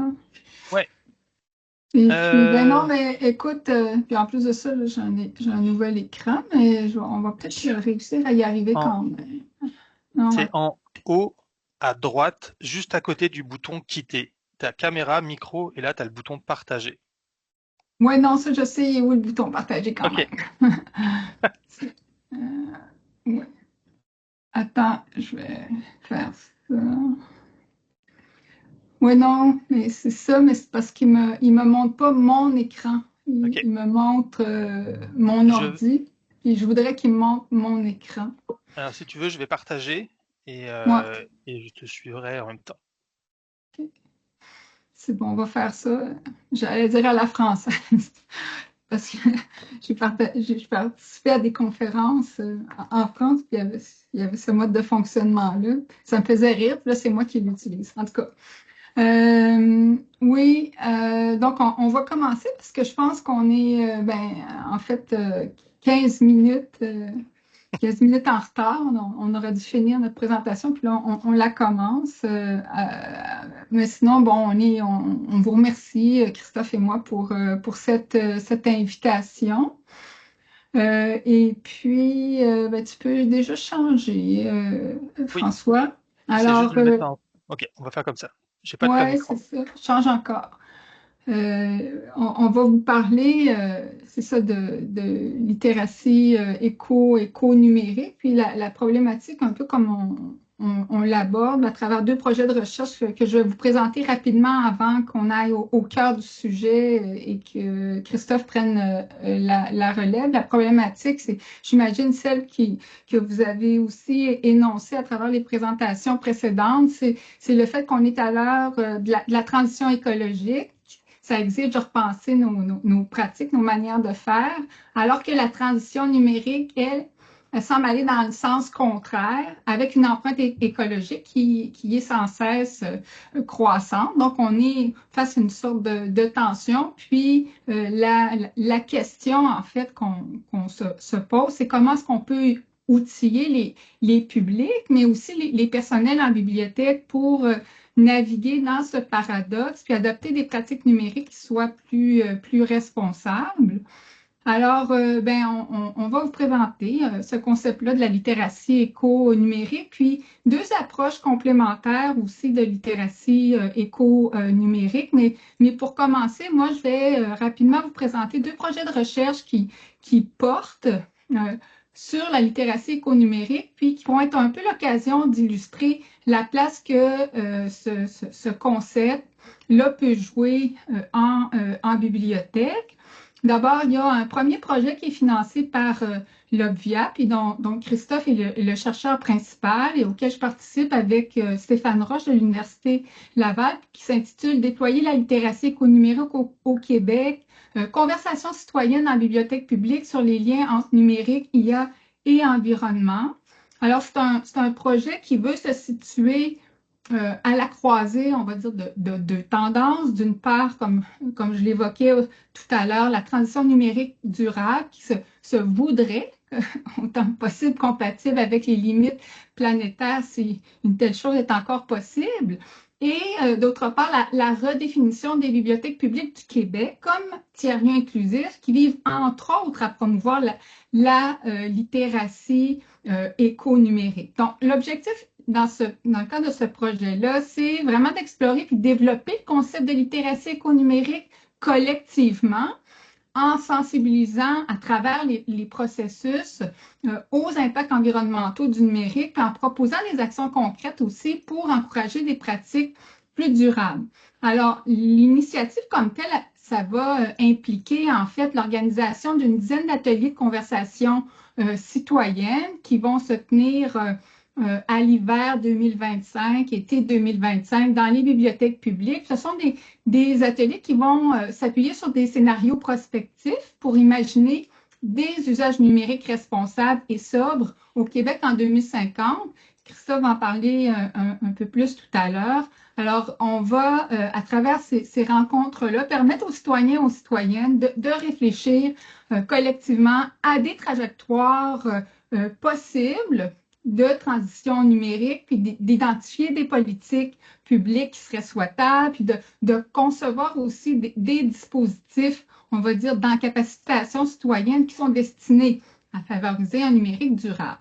L'autre projet, c'est un projet que j'ai déposé en septembre au FRQNT dans le cadre d'une demande de Samuel de Champlain, puis ça s'intitule les pratiques et les usages de l'intelligence artificielle générative en bibliothèque universitaire dans le contexte de la transition écologique et numérique en France et au Québec, études comparées et prospectives collaboratives. Puis c'est un projet qui va se concentrer sur l'intelligence artificielle générative en bibliothèque universitaire en France et puis au Québec, parce que c'est une collaboration avec l'Université de Bordeaux. Alors, ça va être une étude qui, si elle est acceptée, bien sûr, vise dans un premier temps à analyser comment les bibliothèques universitaires vont intégrer l'intelligence artificielle générative dans leurs pratiques et les stratégies documentaires aussi, comment elles intègrent en fait déjà l'IAGEN dans leur pratique et leur stratégie documentaire, tout en répondant aux enjeux de la transition éco-numérique. Puis dans un second temps, le projet, encore là, va avoir recours à l'approche des scénarios prospectifs. Et puis l'idée dans ce cas, c'est vraiment d'anticiper les transformations futures des BU, d'identifier des pratiques innovantes, collaboratives et durables en intégrant la littératie éco-numérique. Et puis aussi proposer des stratégies créatives, éthiques et écologiques qui soient adaptées aux transformations actuelles en BU.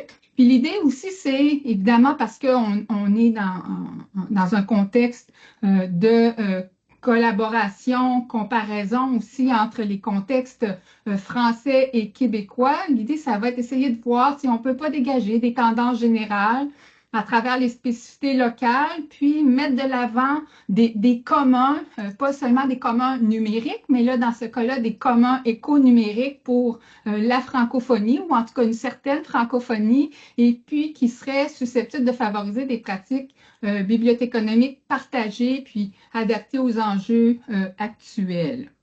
Alors, oui, c'est ça. Bon, on a commencé peut-être à élaborer un certain cadre conceptuel pour l'écolittératie en bibliothèque, puis ça repose principalement sur l'idée qu'on peut aborder les bibliothèques comme des tiers-lieux inclusifs, et puis ça repose aussi sur une approche critique aussi du numérique, et aussi sur une approche prospective. Puis là, je vais passer la parole à Christophe là, qui va développer davantage ces aspects-là. Merci Marie. Alors, on va passer aux diapos suivantes. Voilà, deux approches. Alors, tout d'abord, je vais commencer par un tout petit point qui prolonge ce que Sophie Théberge a très bien présenté tout à l'heure sur la situation au Québec, et qui est particulièrement intéressante, c'est que on a depuis 2022 à aujourd'hui 2024 progressivement l'apparition d'une nouvelle problématisation historique, on pourrait dire, sur les liens entre numérique et environnement. C'est-à-dire que lorsque on avait travaillé avec Marie, mais aussi beaucoup d'autres collègues à l'Université de Montréal, à la co-construction de la Déclaration de Montréal sur l'intelligence artificielle responsable en 2018, c'est le document qui est tout à gauche là, eh bien on avait une approche où on se disait finalement ce numérique, l'IA, on peut y aller, ça va être bénéfique pour le bien commun, et il suffit de l'encadrer par quelques principes éthiques qui sont importants certes, mais qui par un encadrement ça pourrait bien fonctionner. Cette idée qui a été reprise dans le rapport du bureau de l'innovateur en chef Prêt pour l'IA, qui a été diffusé début 2024, en se disant on peut, allons-y, l'IA c'est bon pour la société dans toutes ses formes, et à condition d'avoir toujours un encadrement éthique. Alors, dans ce rapport Prêt pour l'IA, d'ailleurs, les questions environnementales sont abordées, mais pas dans les 10 principaux critères, seulement dans les critères secondaires. C'est-à-dire, ils disent, faites quelques analyses de cycle de vie, quelques bilans de carbone, faites un peu des démarches d'éco-conception, de label, etc. Mais ça n'a pas été pris dans les recommandations principales. C'est dire la place qu'a l'environnement par rapport à ces questions. Alors que dans la déclaration de Montréal, il y avait un 10e principe sur la compatibilité avec une soutenabilité forte. Donc, moi, j'ai échangé avec ces personnes-là en leur disant, parce que j'avais été consulté avec d'autres experts, on a été consulté, et ces idées n'ont pas été suffisamment reprises, ces idées sur l'environnement, donc on est en désaccord avec vous. Et puis, voilà, donc ce qui arrive, et c'est ça qui est vraiment intéressant, c'est qu'il y a un deuxième discours, un nouveau discours, en fait, qui n'est pas tout à fait l'éthique de l'IA, y compris l'éthique environnementale de l'IA, mais qui est de proposer plus fondamentalement une bifurcation ou une redirection ou un virage en disant ce qui peut être intéressant, c'est la sobriété numérique, c'est-à-dire de faire autrement, d'avoir un usage, on pourrait dire, plus avisé. Alors, certains disent un usage avisé, modeste ou discerné, c'est-à-dire que on va pas utiliser le numérique pour, par exemple, les IA génératives pour du divertissement, pour générer des images, des vidéos, etc., parce que ça a une empreinte environnementale très forte, mais peut-être que pour certains usages vraiment importants, on peut le justifier. Donc, des usages, je sais pas, liés à la santé donc il peut y avoir des usages du numérique ou pour la transition écologique ou pour des choses comme ça qui sont vraiment justifiés et d'autres qui sont peut-être secondaires pour lesquels on pourrait se poser des questions en disant c'est peut-être pas la meilleure façon de faire. Et donc là, dans cette perspective-là, qui est une approche où on reproblématise, où on reconçoit nos rapports au numérique, ou qui peut être, comme le disait Marie, qui peuvent être critiques aussi. Il y a le rapport du défi numérique de chemin de transition. Il y a le rapport dont Sophie a parlé tout à l'heure aussi, c'est très justement de la commission d'éthique en sciences et technologies qui, cet automne, a publié un rapport d'alerte sur la sobriété numérique. On a créé, alors ça, c'est une forme d'institutionnalisation de la sobriété numérique aussi. On a un axe de recherche à l'Obvia, l'Observatoire québécois sur les enjeux sociétaux du numérique et de l'intelligence artificielle. On a créé un axe de recherche depuis 1 an sur la sobriété numérique, et ça, c'est quelque chose d'assez intéressant. Alors lorsque l'Obvia numéro 2 a été lancé il y a 1 an. Il y avait il n'est plus ministre, je crois, mais Monsieur Fitzbord qui était là, donc les représentants du développement économique, etc. Et on leur a dit, voilà, on a un axe sur la sobriété numérique. Donc faut oser. Au début, on n'est pas trop à l'aise pour dire, voilà, c'est un discours aussi sérieux que l'encadrement éthique du numérique, et puis qui est inspiré, Sophie en parlait aussi tout à l'heure, par les travaux du Shift Project en France, déployer la sobriété numérique. Alors, moi, dans les tables rondes, maintenant, je dis, la sobriété numérique, c'est un discours aussi rationnel, intéressant, important que tout ce qu'on peut dire aujourd'hui sur l'encadrement éthique du numérique. Et donc, on a presque une situation, on dit en sciences sociales, de controverse sociotechnique, où 2 discours commencent à se coexister et à dialoguer mutuellement, et chacun avançant ses arguments. Et c'est tout à fait intéressant. Alors voilà, donc là, les démarches de littératie éco-numérique se situent plutôt dans la deuxième approche de la bifurcation vers la sobriété numérique. Alors, c'est la diapo suivante, une première approche. Alors, j'avais animé, mais bon, c'est pas grave. Ça donne juste on a une première approche qui est d'informer sur les enjeux environnementaux du numérique tels qu'on les connaît aujourd'hui et qui cherche à sensibiliser pour promouvoir des usages plus responsables. Donc, il y a des brochures comme celles qui sont très bien faites de l'Agence française de transition écologique, l'ADEME, par exemple, comment adopter la sobriété numérique au quotidien avec des petites bandes dessinées, des chiffres qui sont donnés, des des conseils sur mieux prolonger la durée de vie des équipements, s'intéresser à tels indices, telles sources d'informations, etc. Ce sont des brochures informatives qui sont très très bien construites et actualisées chaque année. On a des formules interactives et participatives. Sophie en a parlé aussi tout à l'heure, la fresque du numérique, par exemple, qui est un bon exemple. Il y a des jeux de cartes, des jeux sérieux qui se développent de plus en plus et qui sont tout à fait intéressants également. Et puis, vous avez des calculateurs accessibles à tout le monde qui permettent de simuler, par exemple, là, j'ai mis c'est tellement petit, j'arrive pas à les lire avec mes lunettes, mais vous pouvez simuler, en fait, en fonction du nombre de courriels que vous envoyez par jour ou par semaine, en fonction des pièces, la taille des pièces jointes, en fonction des heures de visioconférence telles. Et alors, ce qui est très intéressant, c'est que vous avez la pratique et vous avez le type de matériel qui est utilisé pour le faire, si c'est un gros ordinateur avec un très gros écran, si c'est un petit smartphone, etc. Et donc, dans les estimations de l'empreinte carbone sont inclus l'impact lié à la fabrication des équipements que vous utilisez. Donc, tout ça, ça participe d'un système d'information qui permet de sensibiliser et puis qui permet ensuite de mieux guider nos comportements. Donc ça, c'est tout à fait intéressant. Et la deuxième démarche qui est complémentaire, c'est la diapo suivante qu'on est en train de développer, dont Marie a parlé sur les approches prospectives et qu'on va déployer. Alors là, on est encore en train de concevoir ces scénarios et de les préparer. Je vais vous en donner juste une petite idée, mais c'est de se dire c'est passé plutôt à quelque chose dans capacitation individuelle et collective pour bifurquer vers la sobriété numérique sur des trajectoires qui vont relier 2025 à 2050. Et là, voilà alors c'est les titres de scénario. On va se poser des « et si » de rupture. Là, ils sont positionnés selon deux axes. Est-ce qu'on spatialise, ou on a un nouveau rapport au temps, et puis verticalement, est-ce qu'on participe beaucoup, ou est-ce que c'est plus technique? Alors, voilà 4 scénarios, juste pour vous donner un petit peu l'idée. Le premier, c'est l'intelligence artificielle de décroissance, avec des algorithmes du discernement, selon les critères Avoid, Shift, Improve. C'est-à-dire, c'est un peu comme réduire, transférer, améliorer. Et si l'algorithme nudgeait vos comportements, en fait, en disant, cet usage de l'intelligence artificielle générative, peut-être il n'est pas utile, ça contribue à un effet rebond, à une ébriété numérique, donc stop. C'est comme les applications qui permettent de nous déconnecter les écrans. Cet usage du numérique ou cet autre usage, non, stop.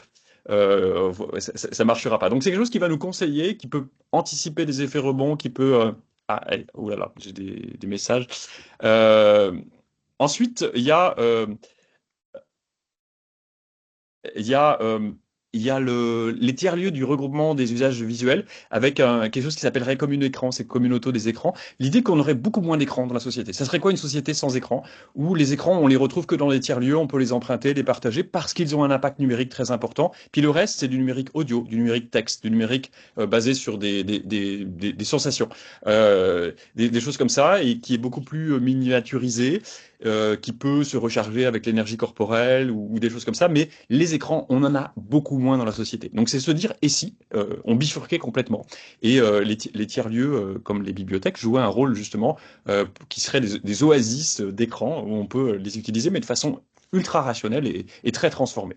Et puis le troisième, c'est éternellement à nous, des services numériques singuliers à partir d'équipements accumulés depuis 2000, prolongés, remixés, réparés localement. Et si on fabriquait plus d'équipements nouveaux, neufs? C'est-à-dire on quitte le paradigme du neuf et on est dans la réparation en fait du numérique, y compris de nos fonds de tiroir qu'on pourrait réutiliser avec de la reprogrammation logicielle plus simple, plus low-tech. On parle de numérique low-tech, avec des Fab Labs, des bibliothèques publiques qui seraient des lieux, des sortes de repair café aussi, mais aussi de reprogrammation numérique, qui serait quelque chose de plus participatif avec des collectifs numériques locaux, etc.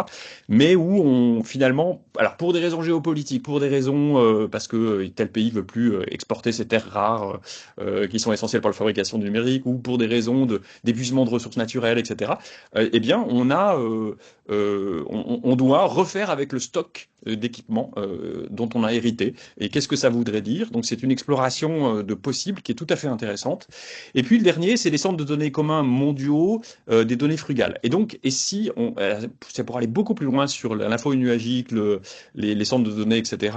C'est se dire, s'il y avait des politiques d'effacement des données qui allaient beaucoup plus loin que les règles d'archivage ou d'archivistique qu'on peut employer aujourd'hui, des bonnes règles, mais en se disant, eh bien, on va prioriser ce qu'on garde comme données et ce qu'on ne garde pas, et donc avoir aussi des démarches d'intelligence artificielle en low data et non pas en big data. Enfin, donc c'est toute une série de développements là qui pourraient avoir lieu.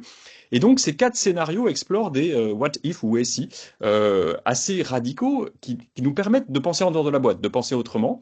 Et ensuite, se dire rétrospectivement, qu'est-ce qu'ils nous apprennent, qu'est-ce qu'ils nous inspirent pour faire des politiques de recherche, des politiques d'équipement, d'aménagement, par exemple des bibliothèques publiques, des politiques publiques, des initiatives citoyennes, etc., dès 2025, pour construire des trajectoires qui nous emmèneraient vers les éléments les plus souhaitables de ces scénarios en 2050. Donc c'est une pensée, on dit en backcasting ou rétrospective, à partir d'une image du futur qui est informée et enrichi par une discussion dans le futur. Donc on est en train de développer ces scénarios aujourd'hui. Le travail qu'on va faire là tout début janvier, ça va être de le traduire dans des formats qui soient appropriables par des publics et le plus grand nombre pour en faire, comme le disait Marie tout à l'heure, des ateliers avec des citoyennes et citoyens en bibliothèque publique. Et ça pourrait être tout à fait intéressant d'organiser avec vous, votre communauté des bibliothécaires universitaires, un atelier aussi de co-design dans ce sens-là, pour se dire, dans ces 4 scénarios, que devient la bibliothèque universitaire? Ça pourrait être tout à fait intéressant aussi. Voilà, donc on est en train de faire ce travail de développement. Et puis, j'espère que vous voyez bien cette complémentarité avec la première approche sur de type informationnel, sensibilisation aujourd'hui. Celle-là permet beaucoup plus de se dire, mais comment on s'équipe, comment on se prépare collectivement à ces futurs pour réinventer aussi d'autres formes de vivre ensemble. Voilà, merci beaucoup. Merci à vous. En fait, très intéressant les et si là, sur les projections à 20-30 ans. C'est une bonne approche. Des questions, commentaires?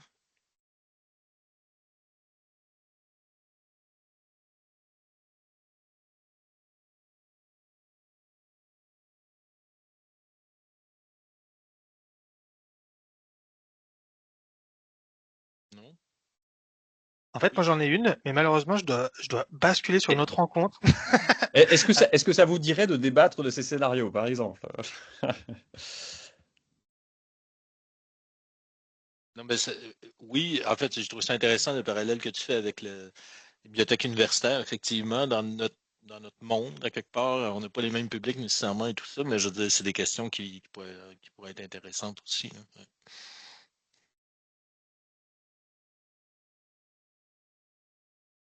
Ben, moi, je pourrais commenter. Oui, c'est ça. François est parti, c'est ça, si j'ai bien compris. Oui, il devait basculer. Il y avait une autre réunion, mais en fait, peut-être juste un commentaire, juste pour partager peut-être où est-ce qu'on en est si on fait une revue de la littérature sur les questions environnementales en bibliothèque universitaire. On a dû le faire pour justement un des projets de recherche. Puis on voit vraiment qu'aujourd'hui, la littérature en BU, par rapport aux questions environnementales, est vraiment abordée à travers le prisme du développement durable. C'est encore ça le maître mot. Donc, on est assez loin, en fait, de discussion sur la sobriété numérique, même si c'est pas nécessairement des concepts qui sont incompatibles. Là. Puis même, je pense, avec Stéphane, on essaie de réconcilier tout ça.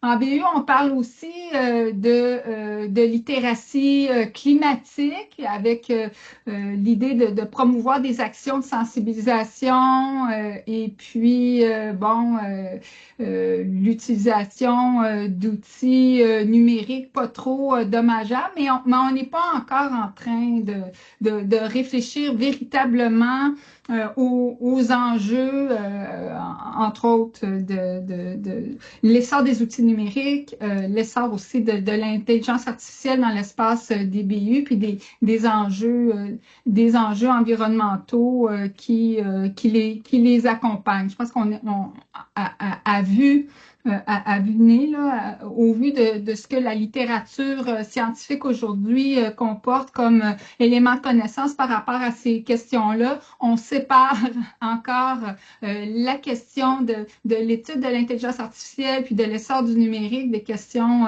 environnementales. Donc, ça va être intéressant justement de relier ces deux univers-là, deux univers de recherche qui sont encore oui, qui n'ont pas encore atteint une porosité féconde.